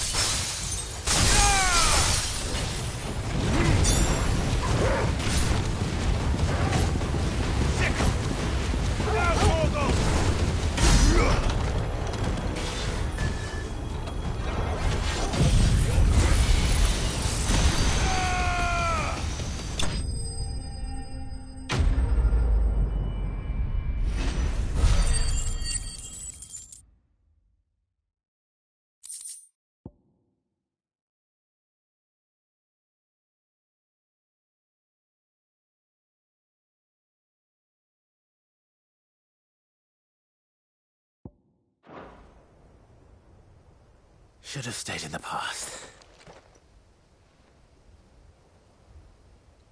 These must be Cyril's colleagues. You have our thanks, stranger. Who are you? Ah, forgive me, my lord.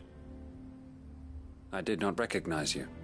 You are Lord Rosfield, are you not? We are archaeologians, tasked with surveying this site. When the echoes appeared, our brothers here occupied their attentions. Thanks to them, and to you, we were, for a mercy, able to see our duty to its conclusion. You call that a mercy? Your brothers might still be alive if you put their safety before your duty. Surely this survey wasn't worth dying for. We are charged with uncovering Ultima's origins. A duty of the highest import, as I'm sure you will agree. And you think your dead brothers would agree with you too? I know they would. They gave their lives for the cause, an honor to which all Undying aspire. Now, to what do we owe the honor of your presence, Lord Marquis? Cyril told me of your work here, and I agree to collect your findings in his stead. I see. That is most kind.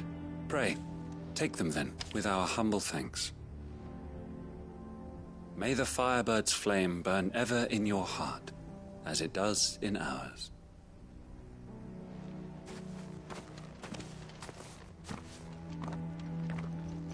It's one thing to lay down your life for another, but for a survey... I suppose I'd better get this back to Cyril.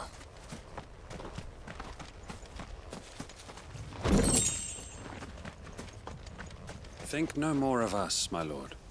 Only deliver our findings to the bearer of the burning quill.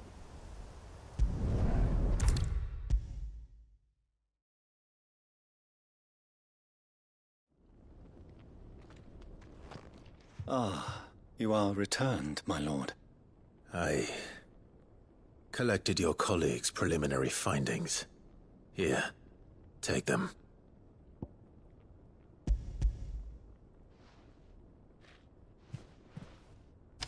My thanks. I shall study them, and inform you forthwith if I discover aught that might aid you in your fight against Ultima. Cyril, your survey party suffered several losses in Kretov. Losses which could have been avoided, had the others not chosen to complete their work, instead of saving their friends. Were these your orders? No. This was their choice. Every Undying devotes his life to the service of the Phoenix. It is our sole duty, and should we die in discharging it, so be it. Even when death is avoidable. My lord, I fear that this is not a point over which it would be fruitful to argue. The Undying have served the Phoenix for countless generations, and your opinion of our methods, however earnest, is not like to change them. We live to serve the Phoenix. Our very order exists for that purpose, and that purpose alone. Cyril, I know that you and your brethren answer only to Joshua, but allow me to offer you a word of advice. It does not further the cause of the Phoenix to have his loyal followers surrender their lives without good reason. Provide your survey parties with an escort, that they might live to do their duty for years to come. Think not only of how you can serve the Phoenix, but how Joshua would want you to serve him. Please. For all our sakes. I thank you for your advice, my lord. If you will permit me to respond, our faith in his grace, Joshua Rossfield, is absolute, and we of the Undying will do what we believe is right to fulfill our duty unto him. As first shield to the Phoenix, I am sure you understand what it means to do one's duty. I do. Then we are of the same mind, and it is my hope that we may continue to do our duty together.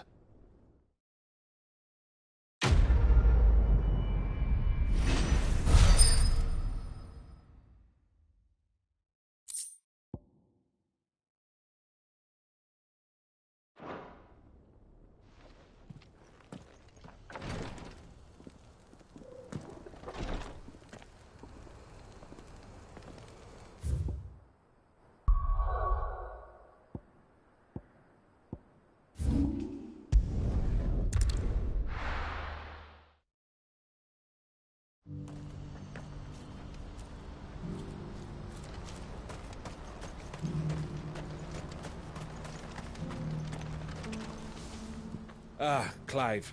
You'll be pleased to know that the negotiations are progressing well. That is good news. Yes. Our comrade in Randala has just sent word that the contract should be signed very soon. But I still have much and more to prepare. It's a huge undertaking moving this many bearers at once. You couldn't do me a quick favor, could you? What is it this time? More wild beasts? Nothing like that. I just need you to go over to the caravans and ask El how long we have until the bearers arrive. Find out exactly how much faster I need to get all these supplies moved. All right. I'll go and ask. Thanks, Clive. I owe you one.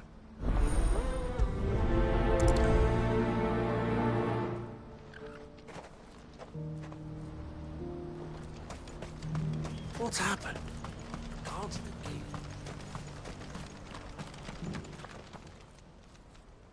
Don't blame yourself, El.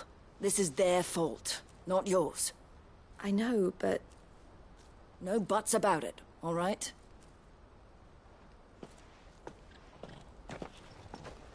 Is something wrong? Vonnie came to give me a message from our intermediary. The talks with the Republican army have fallen through. They've reached an agreement with the Silver Peak Consortium instead. Though prices have fallen of late, we deliberately offered above the going rate to try and deter other bidders. But the Consortium offered double what we did, and the army jumped at the chance. And you had no opportunity to make a counteroffer? None at all. And we were so close. El? What's happened? I saw Vonnie leaving. She didn't look happy. And with good reason.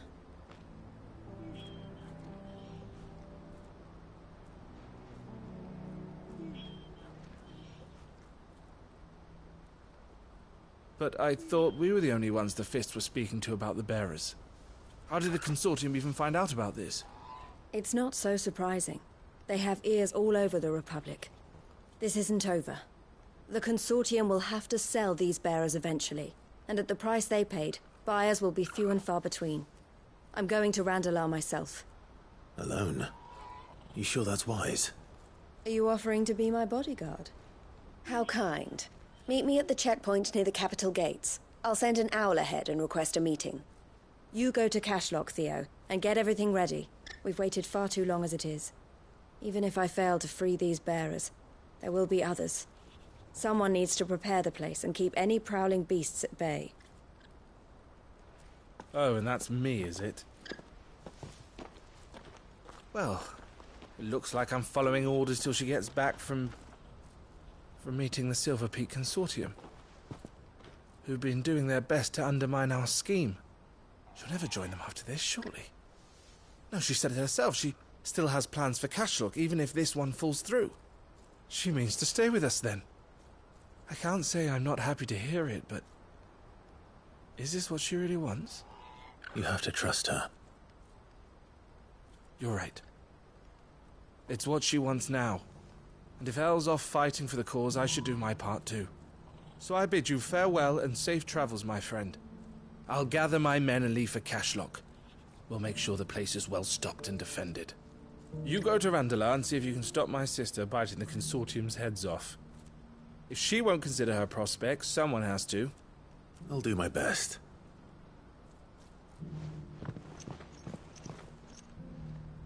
All right. To Randalar, then. Better not keep Eloise waiting.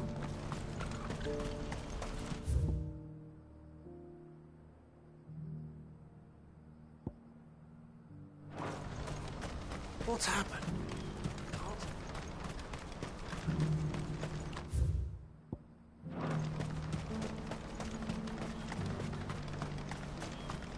What I wouldn't give for a hot meal.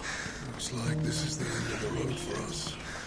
When are they gonna let us through?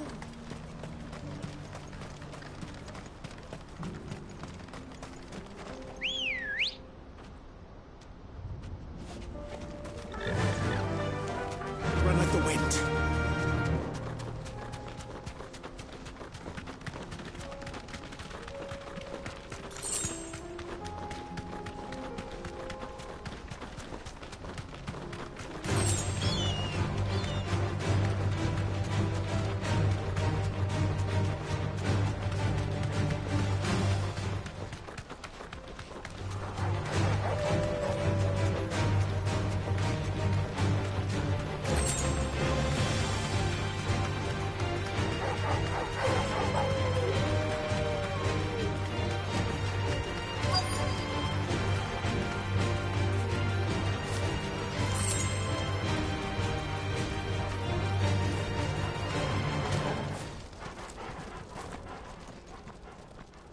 hope I didn't keep you waiting. Did you arrange to speak with the consortium? Here they are now. You wish to consult with me? I did. It's about the bearers you recently purchased from the Fist. We had all but finished making arrangements to buy them ourselves, and then you stepped into the fray. You misunderstand. The consortium had an interest in purchasing them from the very first. It was only our regard for you that kept us from bidding. But your hesitancy in accepting our offer to you suggested that the regard was not mutual. And so we resumed our business. I did not hesitate. I am simply not inclined to make such decisions without first giving them due consideration. But what is done is done. Come then. How much do you want for them? Alas, you are too late yet again. We rarely take on such unconventional merchandise without a purchaser in mind. The bearers belong to him now. Who is your buyer? A trader from across the water. A most demanding fellow, if it's any consolation. He insisted the bearers be fed, dressed, even given their own bunks for the voyage over. That's what you get when you deal with continental types. I wouldn't know. Oh yes, the culture on the continent is quite different to ours. They pay good money for bearers not fit for the knacker's yard, and treat them like kings. But as long as they pay... That does sound unusual. No matter then. If they've already left our shores, there's little that can be done.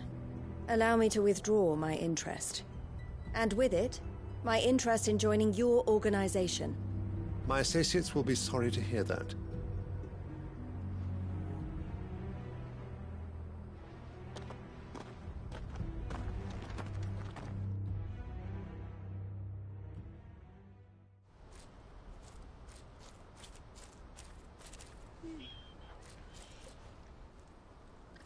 I'm sorry you weren't able to save them. As am I. But I only have myself to blame. He was right, you see. The Silver Peak Consortium did intend to buy those bearers before I did. Their representative hinted at a possible purchase when he came to recruit me. I feigned interest in joining them in the hope he might be encouraged to tell me more. And he did just that.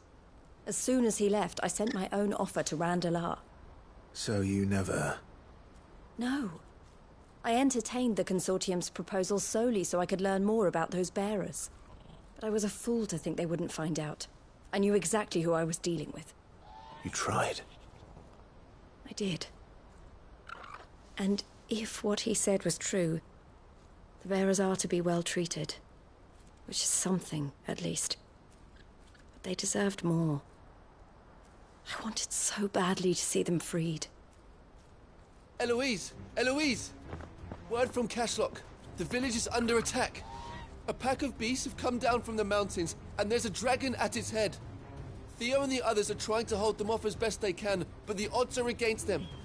They need help, and fast. Theo! I'll go on ahead. Thank you, Clive. I'll gather some men and join you there. Just... make sure he's safe.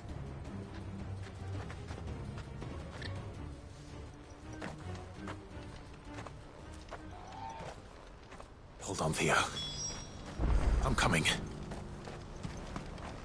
You won't find a finer array this side of the strait. Many thanks. A fine choice. Many thanks. A fine choice. Many thanks. You've a discerning eye.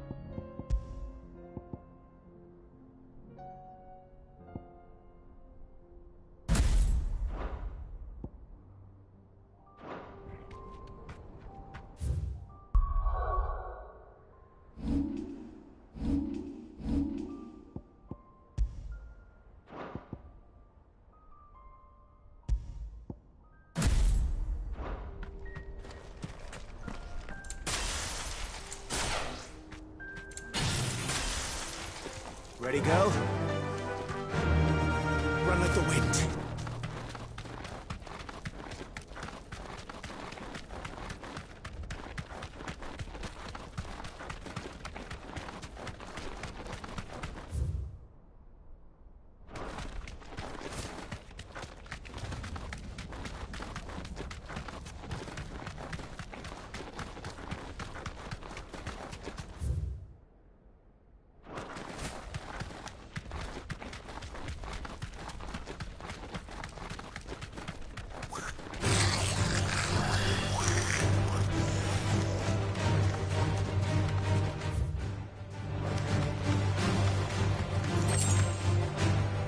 To ride from here.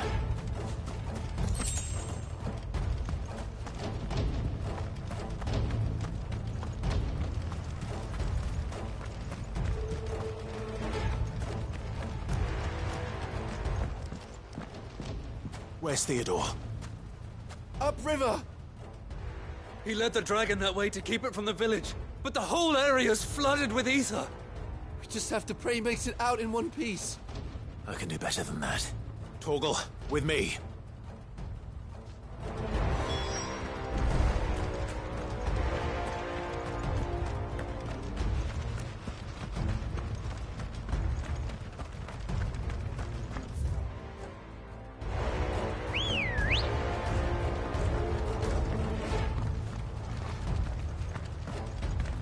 Let's go.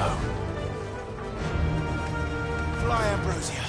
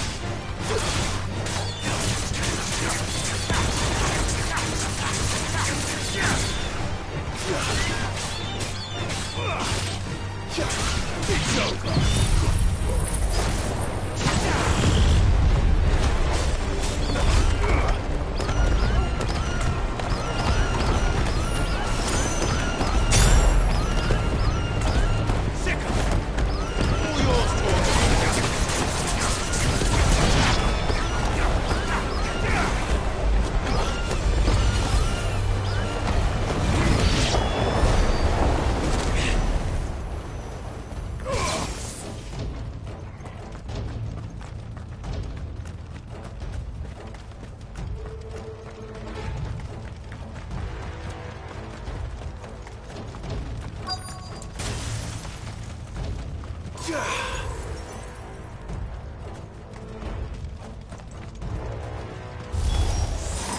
it. The ether's too thick. These creatures have already turned.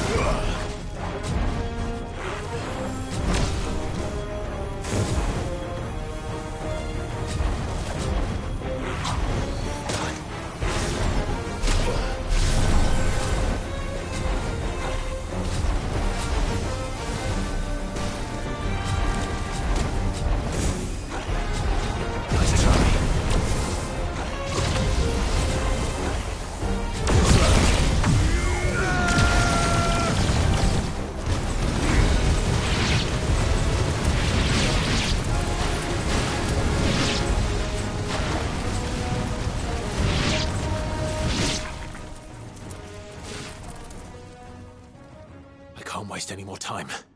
I need to find Theodore before that dragon does.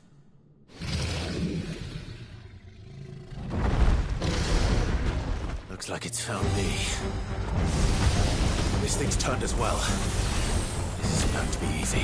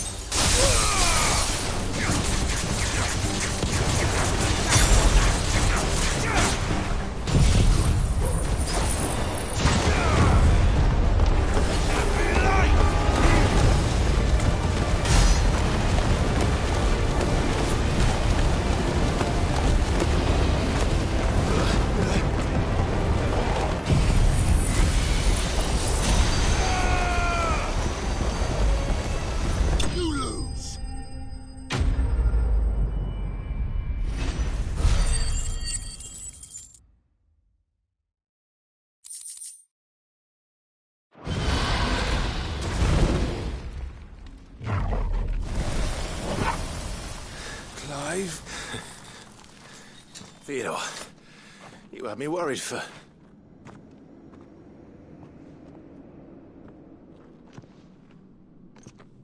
We have to get you out of here.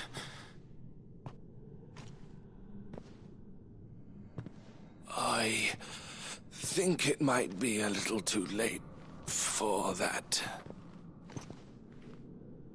Bearer or no, there's only so much ether a man can take, and that Drake just wouldn't let me leave. You have my thanks, Sid, for finishing what I could not. For keeping Elle's dream. Theodore!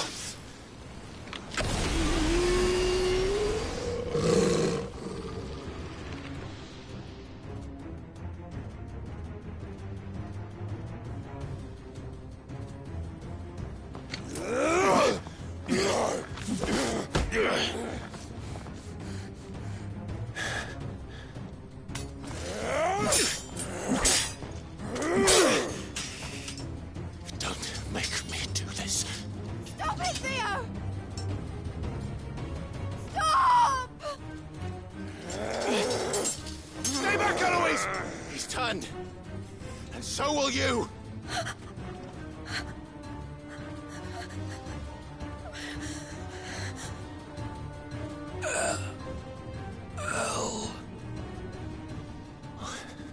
Theodore.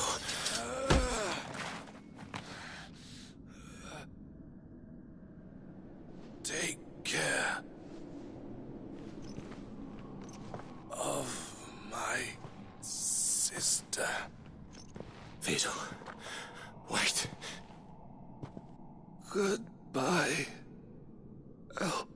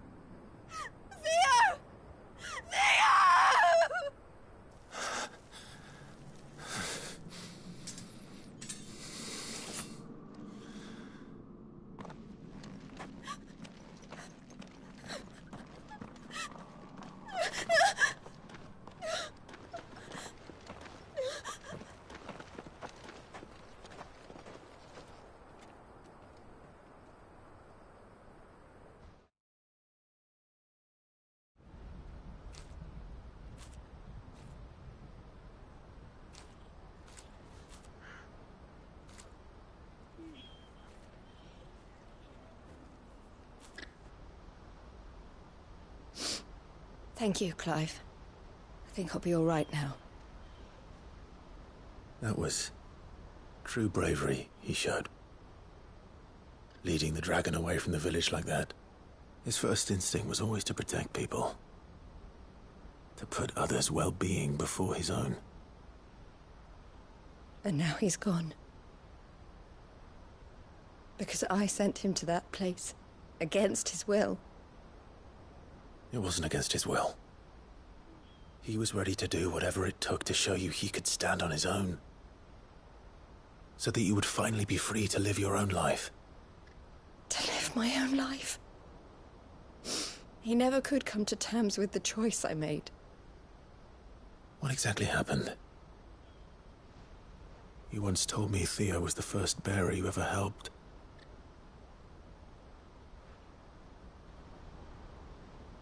We grew up in Canva. We were born to one of the great trading houses. And I was chosen to inherit the family business.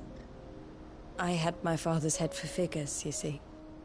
Theo did not. While I studied the art of commerce, he played at soldiers instead. A late bloomer. In more ways than one. For unlike most bearers, it wasn't until his 15th summer that his powers awakened. My parents tried to drive him out of the house and into the care of the constables.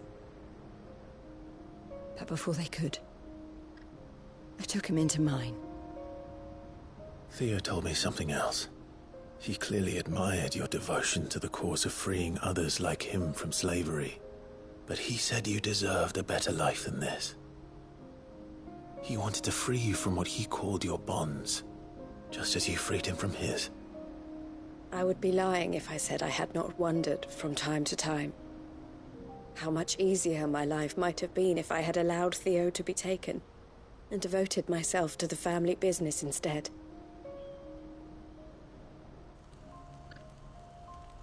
But I have never regretted the decision I made. Being with my brother meant more to me than tradition or reputation. I only had to look at him to remind myself of that night and the choice I made and the fact that I would make the same choice again in a heartbeat.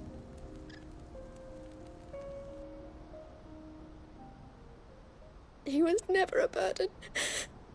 How could he even think that?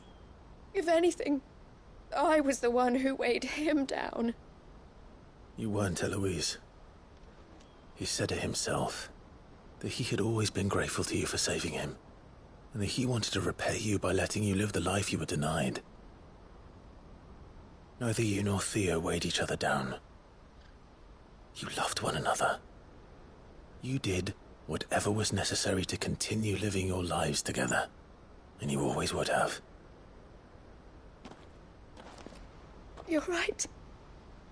All I ever wanted, all I ever did, it was so we could be together.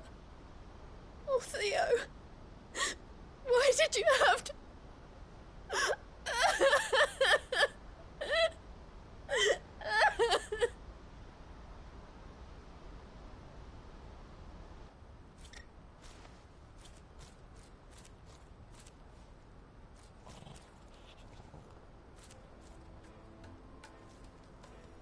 I know Theo wanted me to move on, but I'm staying here at the Crimson Caravans to continue our work. We can make a difference here.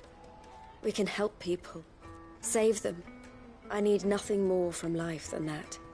So I'll carry on doing what we do, ensuring that goods, people, bearers get where they need to be, bringing smiles to people's faces, just like we always have, and to Theo's, wherever he is.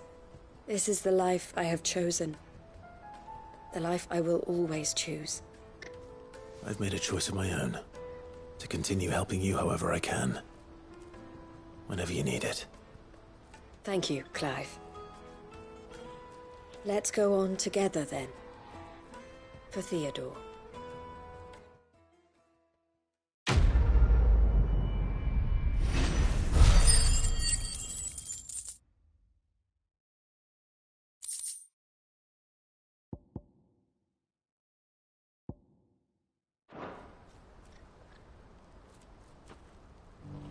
The Crimson Caravans is my family business now, and I would not exchange it for the world.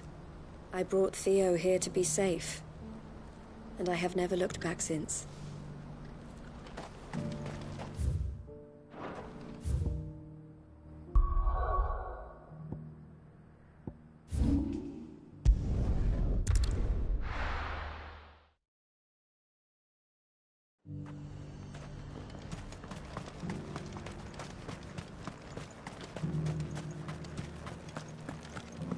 There were ghosts at the gates not days ago.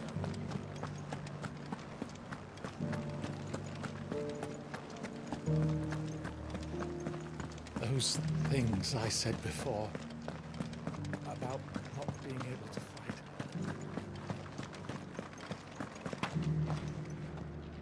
Oh, Clive. What am I to do? My wards and I may soon be without a home. What's happened? The High Cardinal has descended from his lofty throne and taken up residence here in Northreach. The High Cardinal? Leader of the Council of Elders, second only to his Radiance at the head of the Imperial government. Not that any of those things still exist. Now he goes by his noble title, the Duke of Oriflamme. And what does he want with Northreach? He wants to transform it into a military stronghold.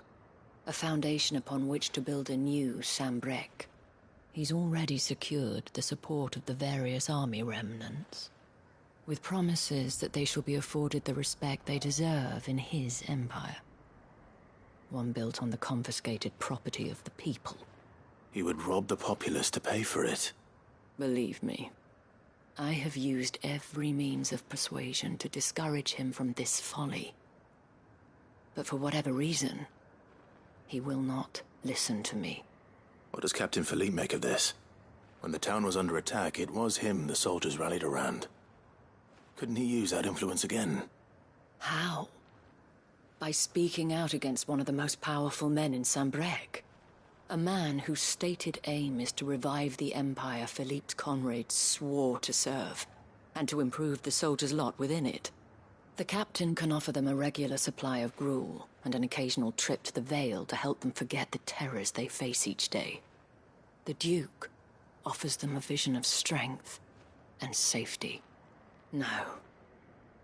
Any attempt to incite mutiny would cost Philippe the support of his men, if it did not cost him his life. But given the mood around town, mutiny may yet be unavoidable. The people have little appetite for further deprivation, least of all when it serves only to elevate others. And who could blame them? Clive, would you appeal to the Duke on my behalf? For your services to Northreach, you have the respect of the soldiers, and they will take you to His Eminence if you ask them. And unlike Philippe, no bonds of loyalty prevent you from speaking your mind to the man. Well, will you try? You could hardly fare any worse than I did. I'll see what I can do. Thank you, Clive. Tell me then, where will I find this Duke of Oriflamme? In the garrison? Overseeing the troops, yes. All right. Wish me luck.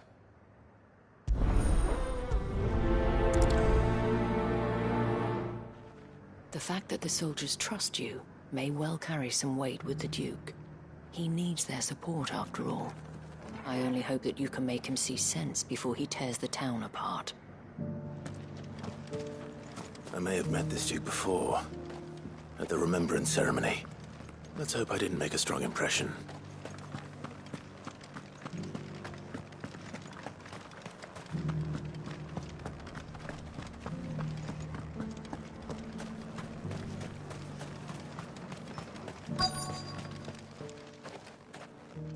Halt! Oh, sorry about that. You're the dame's man, aren't you? You got some business with the captain? No, actually. With the Duke. I was hoping I might be able to speak with him. We're under orders not to let any civilians pass. But you should be all right. His Eminence has heard all about you and your heroics. Wait here. I'll go and ask.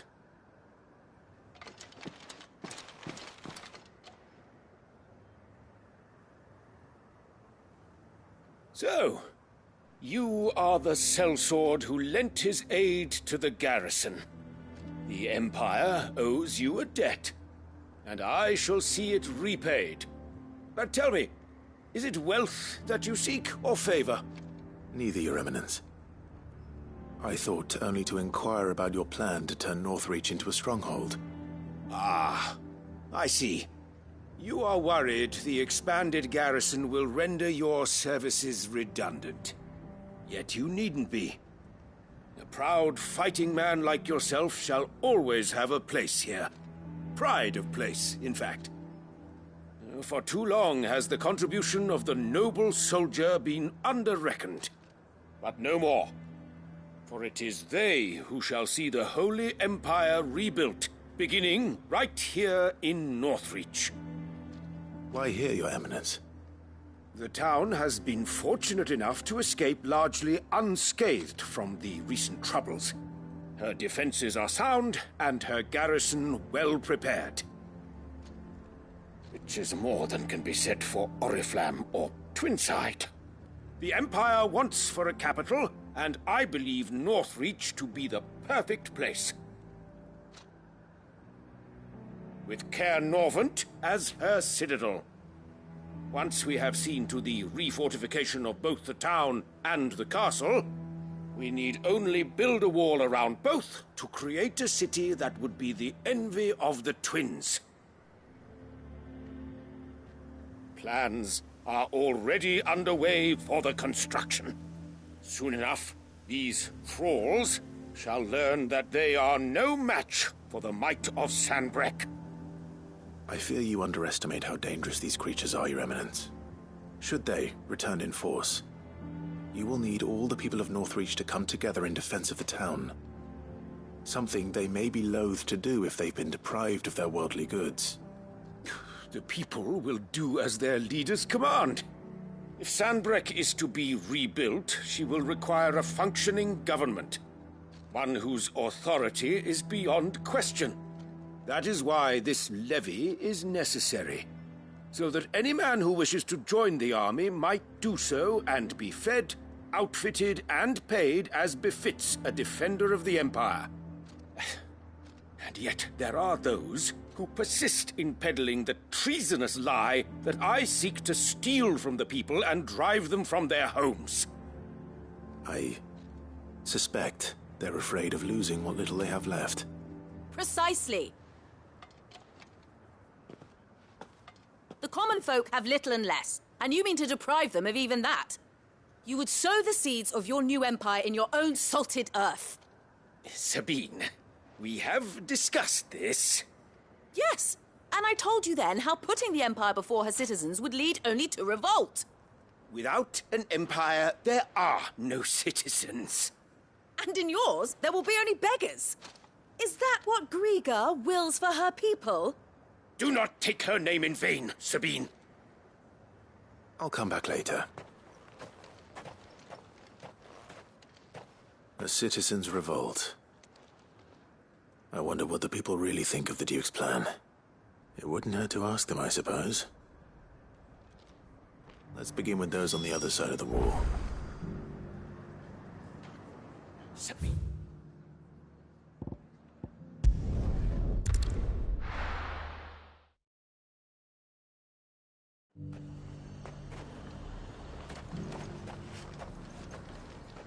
I've been hearing a lot of talk about a certain Duke. Nothing good, I'll wager. Going around acting like he owns the place. And with hardly a word to the dame. This is her town, not his. I take it you'd rather she was in charge. As far as I'm concerned, she still is.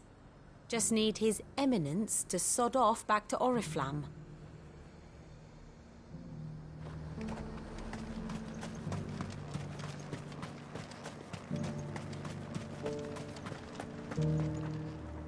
All right there. What is it you're after, sir? Just your opinion, actually. I wondered what you thought of the Duke of Oriflamme. Oh, him. Not much. None of us traders do. It's thanks to nobles like him that we had to set up shop this side of the wall in the first place. Couldn't have the rabble getting any closer to the holy capital, could they? And now he's trying to drive us out completely, threatening to take everything we got from us if we don't clear off. If the dame said she wanted him run out of town, I'd be straight through that checkpoint, tar bucket in hand.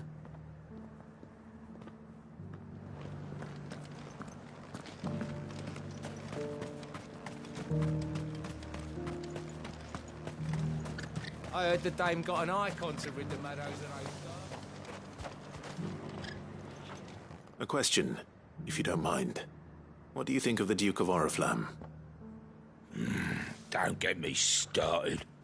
You build a life for yourself somewhere, only for some noble to turn up and tell you you've got to hand it all over to him. If he thinks his name and his chains give him the right to empty our purses, he's in for a rude awakening. We'll do whatever it takes to keep what's ours. Whatever it takes. Well, the people seem united enough. What about the soldiers?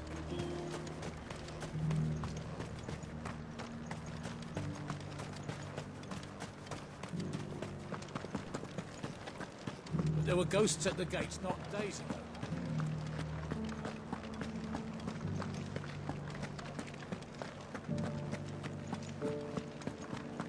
Those things I said before. About not being able to Excuse me, do you have a moment? I wondered if you'd mind sharing your thoughts on the Duke of Oriflamme. Well, he's made a lot of enemies coming in the way he did. But I mean, look around us. You can see the state the realm's in. The traders might not like having the screws put on them, but if they volunteered a few more of their hard-earned gil before things got bad, maybe they wouldn't have to. I think the Duke's got a point when he says rebuilding the Empire's the best way of making sure we're all protected. And if that means people who don't know one end of a sword from another have to make way for those who do, well, that's just how it goes.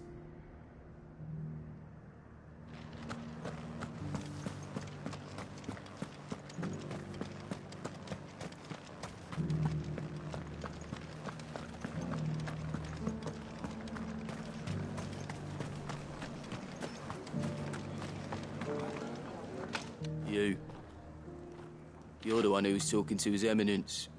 On the Dame's behalf, yes. I was trying to persuade him not to take the people's goodwill for granted, but it seems my words fell on deaf ears. What do you think of his plans? I'm a soldier, mate. He tells me what to do, not the other way round.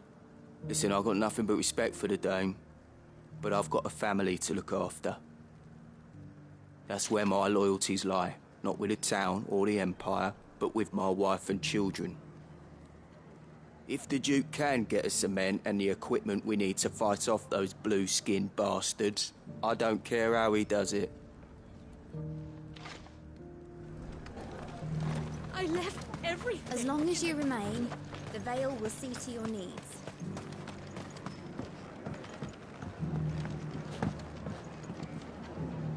I hear the Duke of Oriflamme plans to turn this town into some sort of fortress.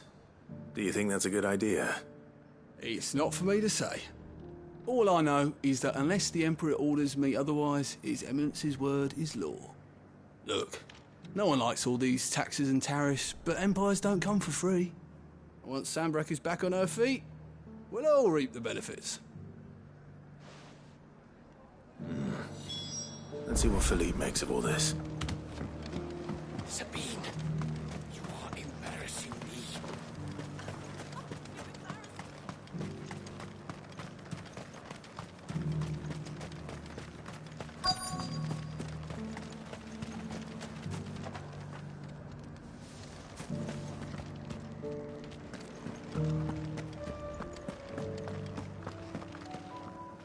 Captain, do you have a moment? For you? Certainly. Clive, wasn't it? Thank you for last time. How can I help you? I wanted to ask you about the Duke of Oriflamme. Do you intend to go along with his plan? But to tell you the truth, I'm in two minds. It's my sworn duty, Captain of the Imperial Army, to obey his orders. But I can't say I agree with him.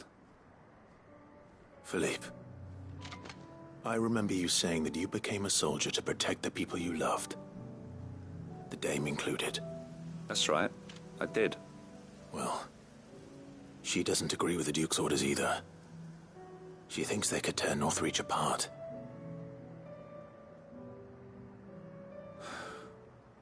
And she's probably right. Thank you, Clive. I know what I need to do now. Protecting the people I love is what matters. Doesn't matter how. Well, duty calls, so I better go. Thanks again.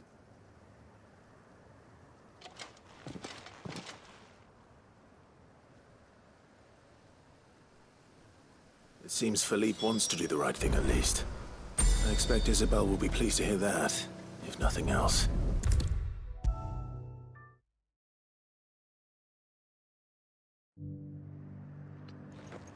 Ah, Clive. How did you fare? Were you able to speak with the Duke? I was, but...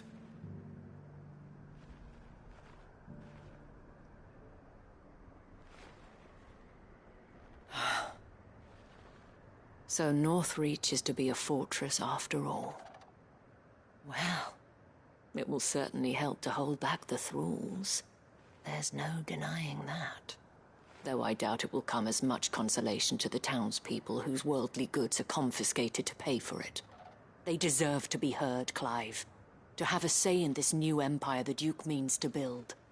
Sadly, His Eminence values their obedience more than their opinions, and hopes to reassert the authority of the state. I fear he sees the people as mere pawns on his chessboard to be sacrificed for the greater good. Needless to say, they themselves are of a different opinion, and would rather their destinies were in your hands. The soldiers, meanwhile, are content to follow their orders.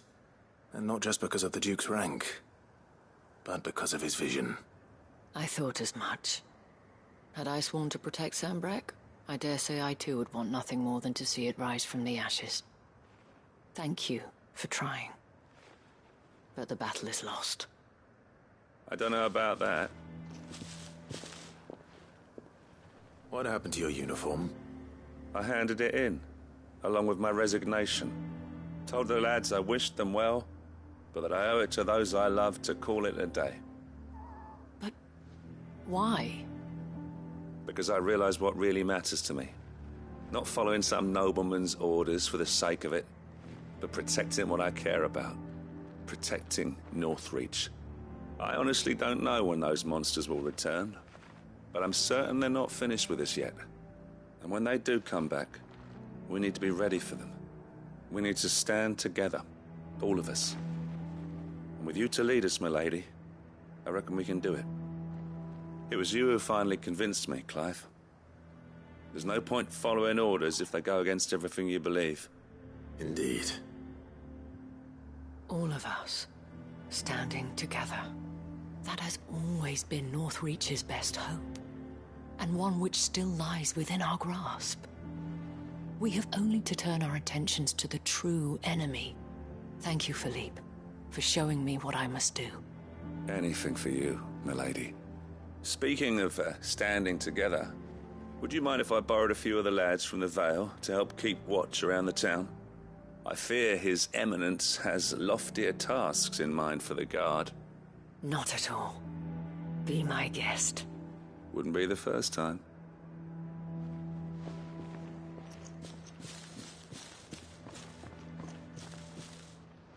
There may be hope for Northreach yet. Especially with men like you and Philippe to champion our cause. I, for my part, shall continue to work upon the Duke, in the stubborn belief that I might still tempt him into joining hands. But I suspect I shall have to call upon your aid again. Until then, Clive. Until then.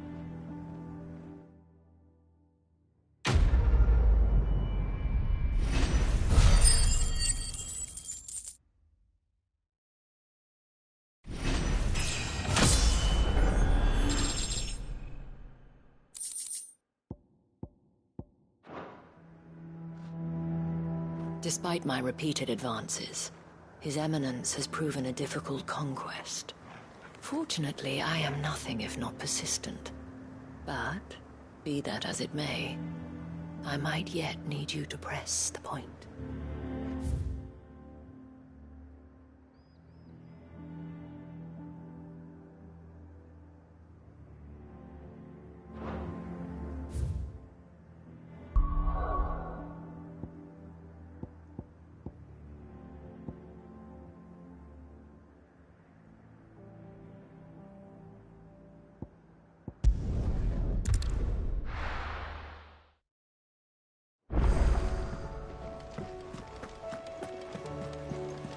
Covered in nicks and lumps, the lot of them.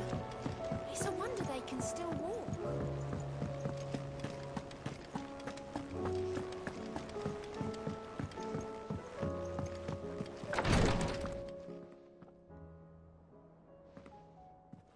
How are you feeling, Joshua?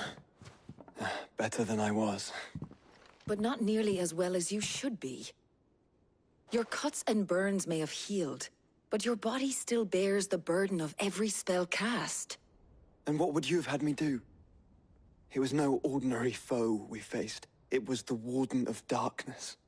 Yet still, it was not enough. The king could have ended me at any moment, but instead chose to toy with me like a curl does a mouse. You underestimate yourself. Oh, it was crystal clear.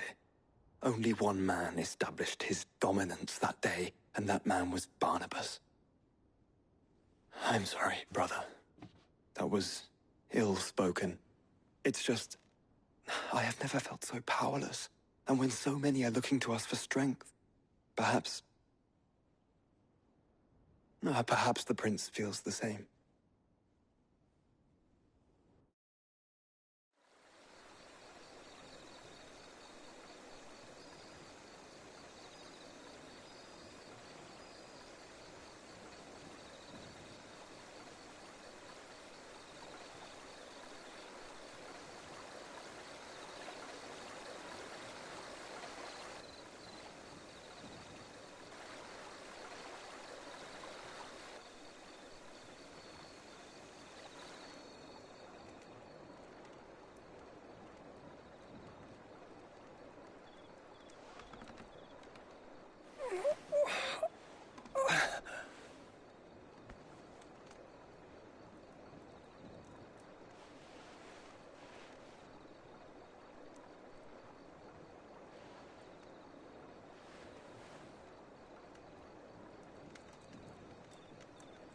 What is this place?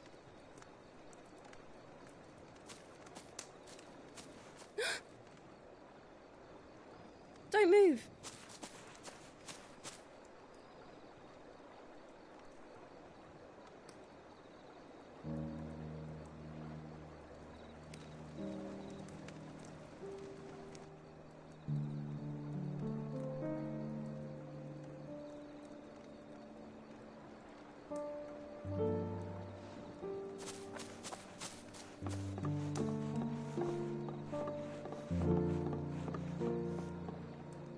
Here, it's fresh from the well.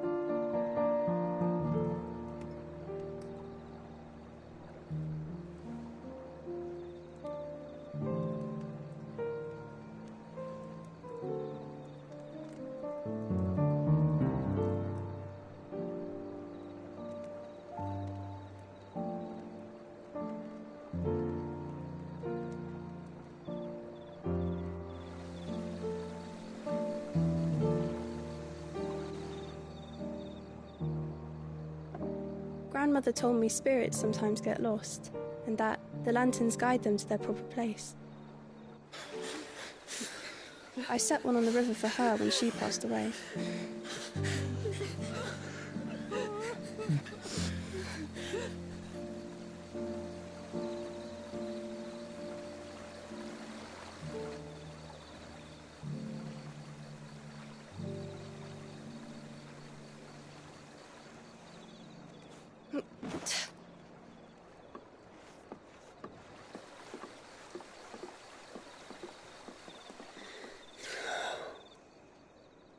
The fiend works from the shadows. Was it you who guided my hand, then, Ultima? No, not you. This is my doing, my fault, my sin to bear. And for it, I must atone. Your hurts are healing nicely. It was my poultices that saw you well. You make them? And sell them, or try to. Earns me enough for bread, most days. Forgive me. I have nothing to... I know, but I couldn't just leave you lying there.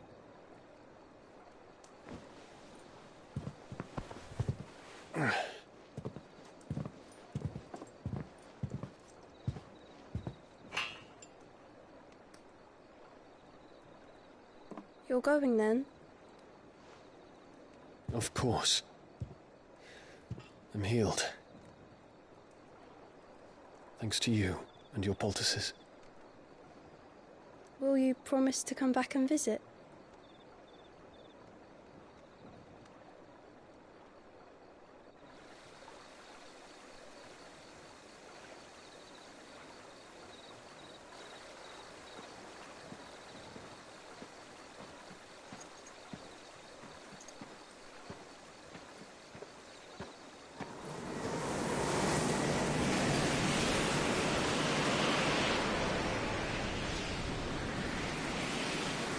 Well, Phoenix, it would seem that I owe you my wings.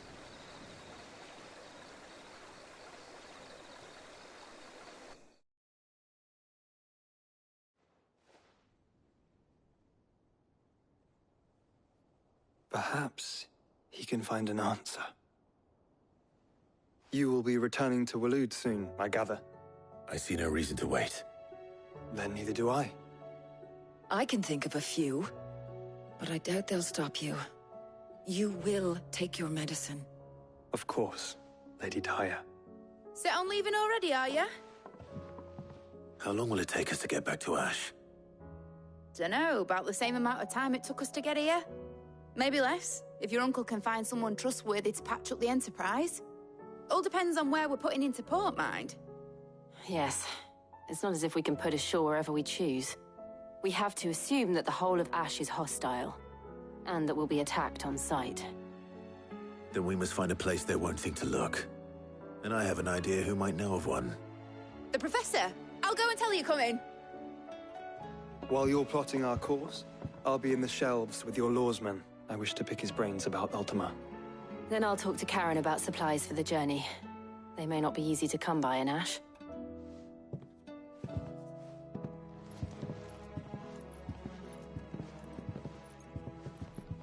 Your brother's body won't take much more of this recklessness. You know that, don't you? I do.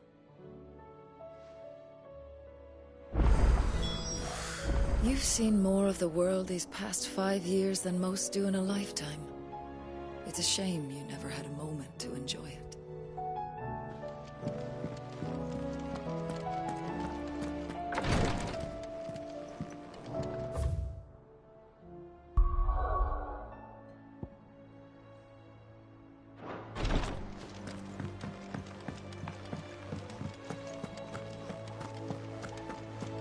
I still say it were a compliment. Say it all you like. It doesn't make it true. Ah, Clive. I was wondering when you'd arrive. Please tell me you've come to take our young prodigy here off my hands. I'm not here for Mid. I need information on Ash. Then why not ask Molly if you can look in one of her ovens? Go on. As soon as the Enterprise is ready, we'll be setting out for Drake's Spine. And we're going to need a safe place to land. Preferably one that won't see my ship blown to shit and splinters. If it were that easy, do you think Waloed would have resisted invasion for so long? Very little is known of Ash, and the information we do have is spotty and outdated. We have the good King Barnabas to thank for that.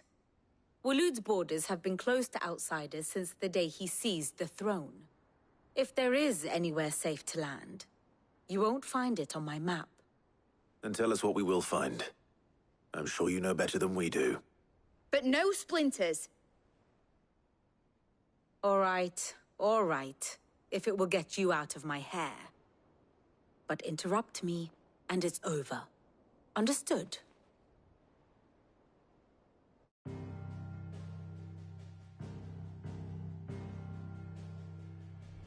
Barnabas Tharm, the one they call the Last King. Understand him, and you will understand the kingdom of Waloed. Barnabas was only a boy when he arrived from beyond the southern seas, and barely a man before he united the ragged tribes of Ash. And having unleashed them upon the formidable Veldamark, he set his throne upon the ancient kingdom's ruins. The victory sent shockwaves around Valisthea, tales of Odin's might spreading through every court, parlor, and drinking hole in the realm. Note that this was in the year 843, and that the king still sits upon his throne some 40 years later, quite untouched by time. Waloed's recent inaction left many wondering if Odin had lost his appetite for war. And yet here we are. The Einherjar was committed to the fray, a bold declaration of intent.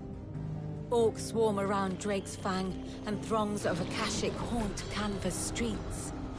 Though how precisely the havoc they wreak serves Waloed remains unclear.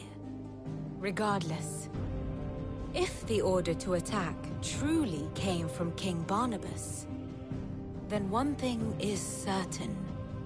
Waloed has achieved the impossible and made bedfellows of beastmen and the ether-addled alike.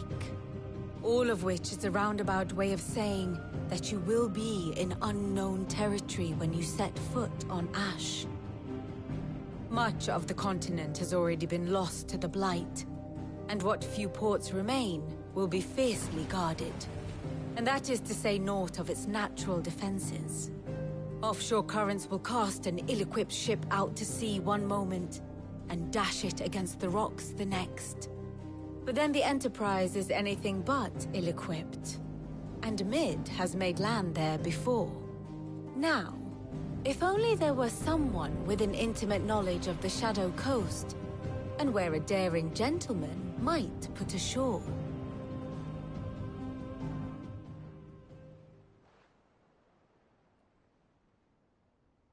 You see, Clive, you had the answer all along.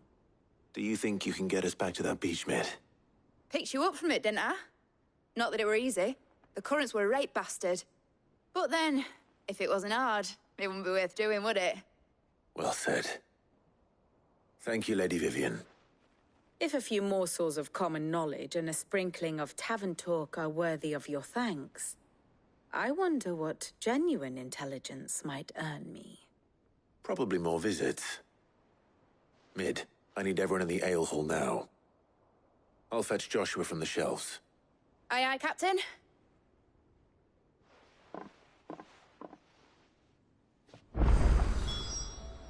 Back again?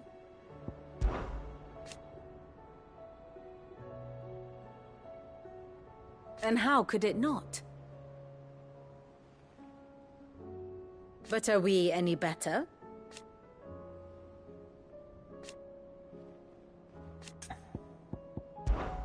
I cannot claim.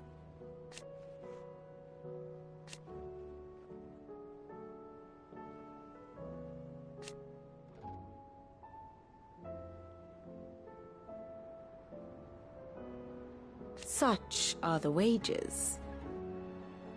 Ironic, then.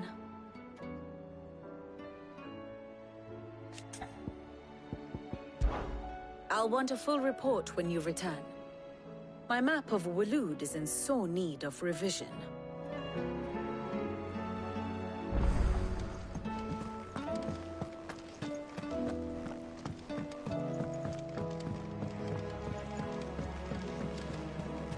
Covered in nicks and lumps, the lot of them. It's a wonder they can still walk.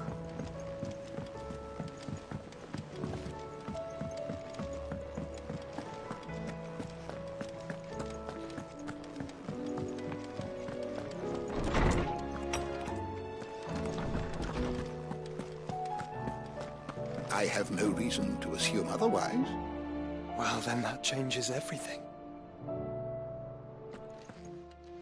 Clive, you must listen to this. Lawsman, tell him. Do you recall when we spoke before on the divinity of Ultima? Well, it inspired me to delve deeper into the subject. And what I discovered appears to agree with the findings of His Grace. You will recall that my quest to uncover Ultima's origins began with the mural at Phoenix Gate. But while I've always known it to be important, its secrets have heretofore eluded me. Now, however, I believe I know where to find the more complete example, one that will reveal all we seek. Master Clive, have you ever in your travels chanced to hear of the Circle of Malleus? I would think not, few have. But there was once a time when the faith flourished, the oldest known religion in the Twins, and though its popularity eventually waned on Storm, hints of its dogma remain embedded in more modern faiths such as the Crystalline Orthodox. Wait, you said it waned on Storm. What of Ash? Religious monuments are often torn down or repurposed when new faiths rise to prominence. But if no new faith arose, then perhaps the ancient temples might still stand. And so, you see now why I must accompany you to Waloed. It would appear the past still has much to teach us, though in this case, it would not have been possible without the musings of Moss. To think that you you carried a copy of my old mentor's chronicles all along. I am relieved to discover it in good hands. I shall guard it with my life. Joshua, if you're finished here, join me in the ale hall. I need to speak to everyone before we leave. Right away.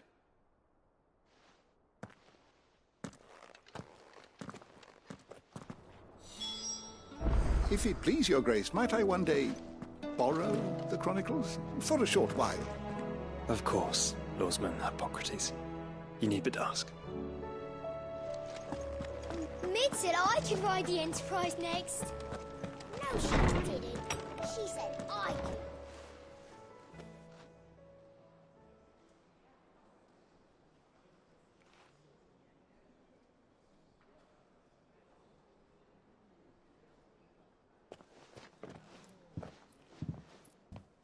My apologies. By now you've all heard where we're going and why. So I won't bother you with the boring details, only the important ones. If we attempt to approach Stone here by sea, there's a good chance we'll be sighted and fall prey to the capital's artillery. So instead, we'll disembark on the southwest coast and make for Drake's Spine on foot. I say we, but it's highly likely the entirety of Ash is under the rule of Ultima. A large party would only attract unwanted attention, as well as slow our march and require supplies which may be difficult to obtain. Only Joshua and I will be going. And a scout. Preferably a good one. Gav, do you know of any? You bet your ass I do. I might still borrow some of Lady Vivian's maps, though. Just in case, like. Once you've dropped us off at the Shadow Coast, you need to retreat into neutral waters, fly merchant colors, and stay inconspicuous. If you sense any danger at all, you leave us behind and return to Storm. Inconspicuous is my middle name. But like hell am I leaving anyone behind. The ship ain't going nowhere till your scurvy mugs are smiling on deck. Jill, the Enterprise will appear a tempting target for royalists and pirates alike. You're to stop anyone boarding. Don't worry. I'll keep the ship and her crew safe. You'll be needing passage home, after all. But... very well.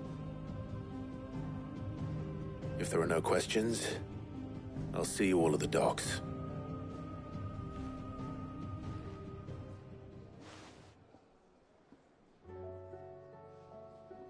Let me know when you're leaving. I want a word before you go. Of course.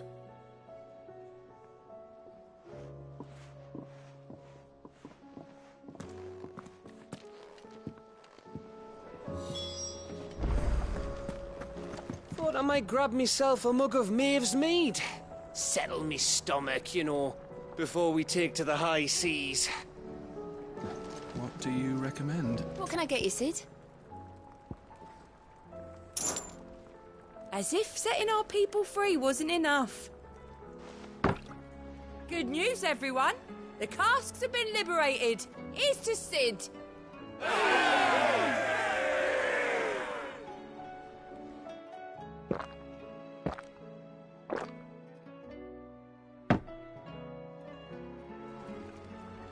Oh, you're not leaving already, are you?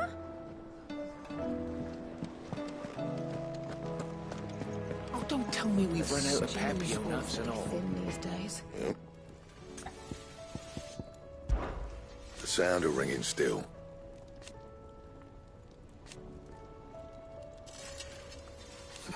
So we weren't. But who knows? So, what'll it be?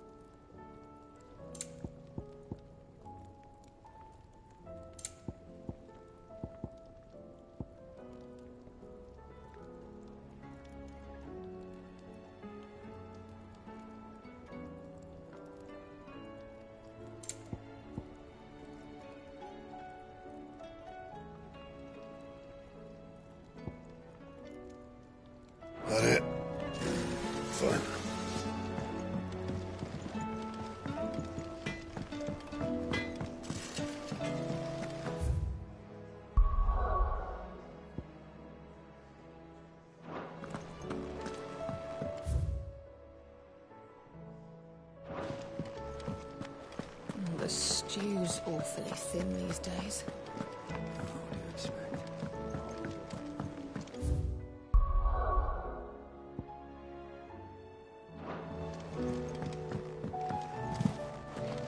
I am certain we will find what we seek in Ash, and learn the truth of Ultima's origins.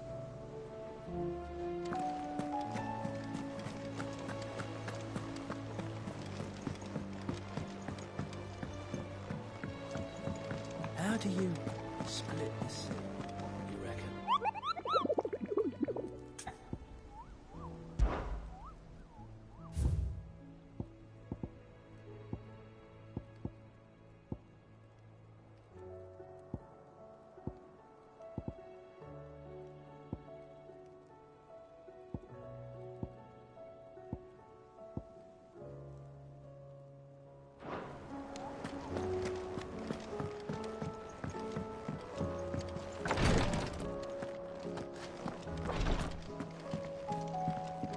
Please, Your Grace, stay. Ah, my Lord Marquis.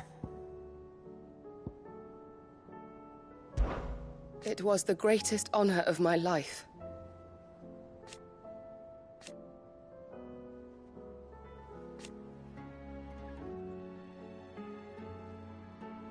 But now, so I bid you. Your companions are kind indeed.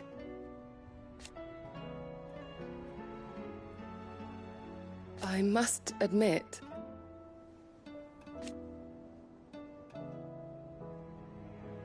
but I see now.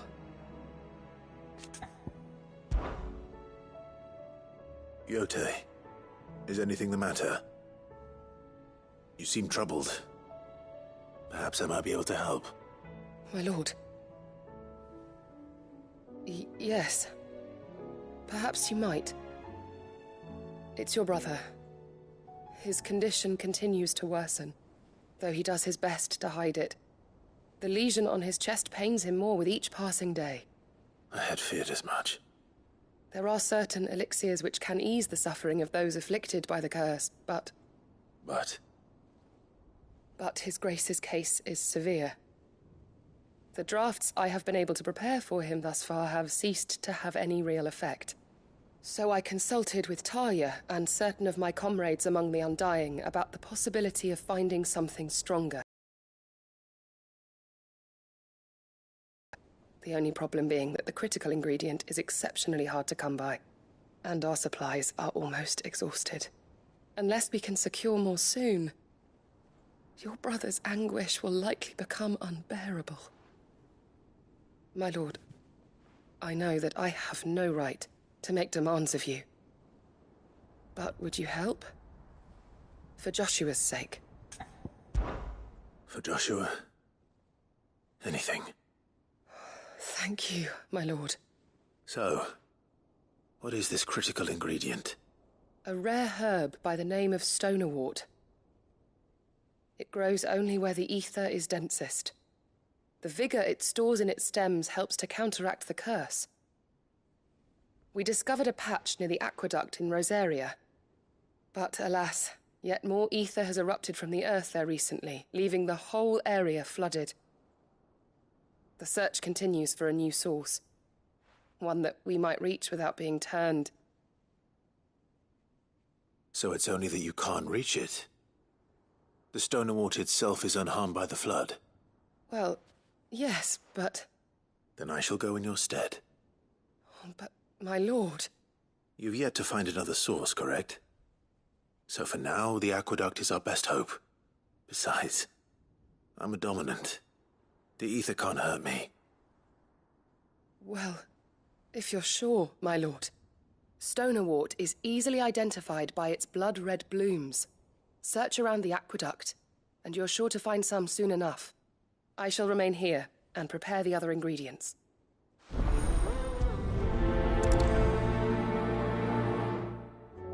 I had only thought to ask for your assistance in finding a new source of stonerwort.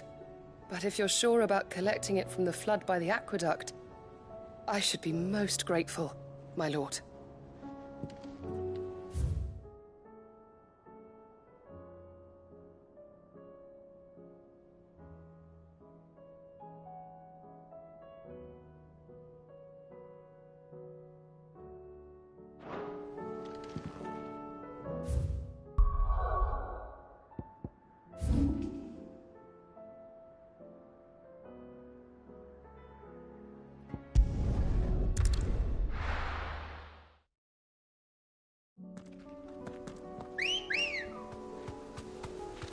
Come on.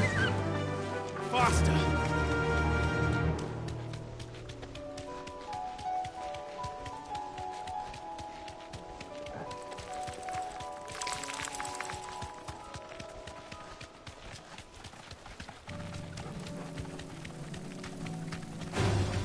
All right.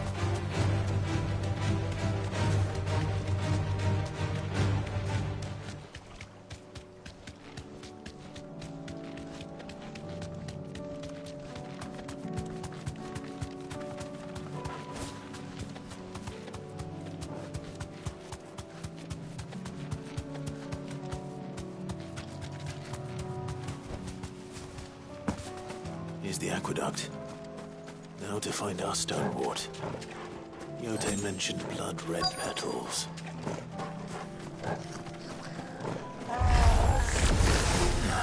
Just my luck. Well, I won't be picking anything till they're gone. There's only one thing for it. Let's try.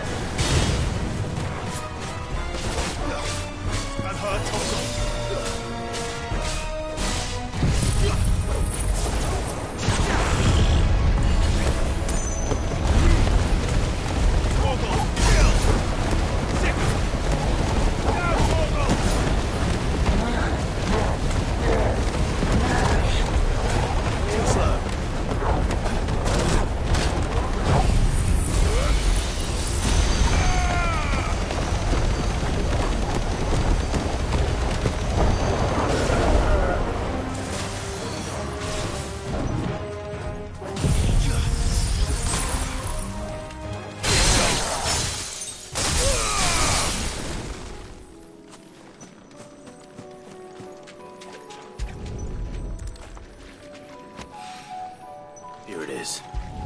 Better collect as much as I can before reinforcements arrive. All right. That should do it. Let's get these back to Yote.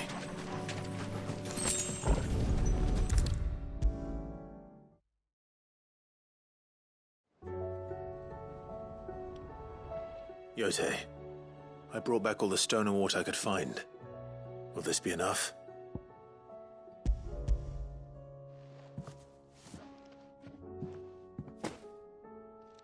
Yes, my lord.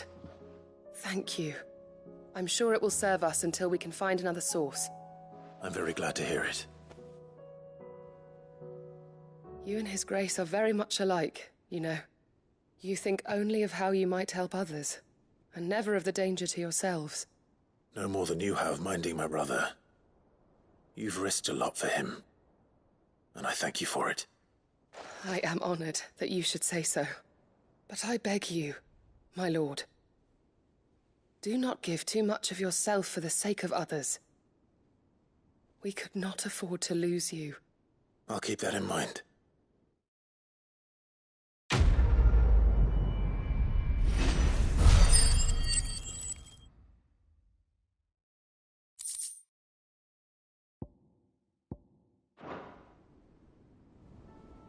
You and your brother really are alike, my lord.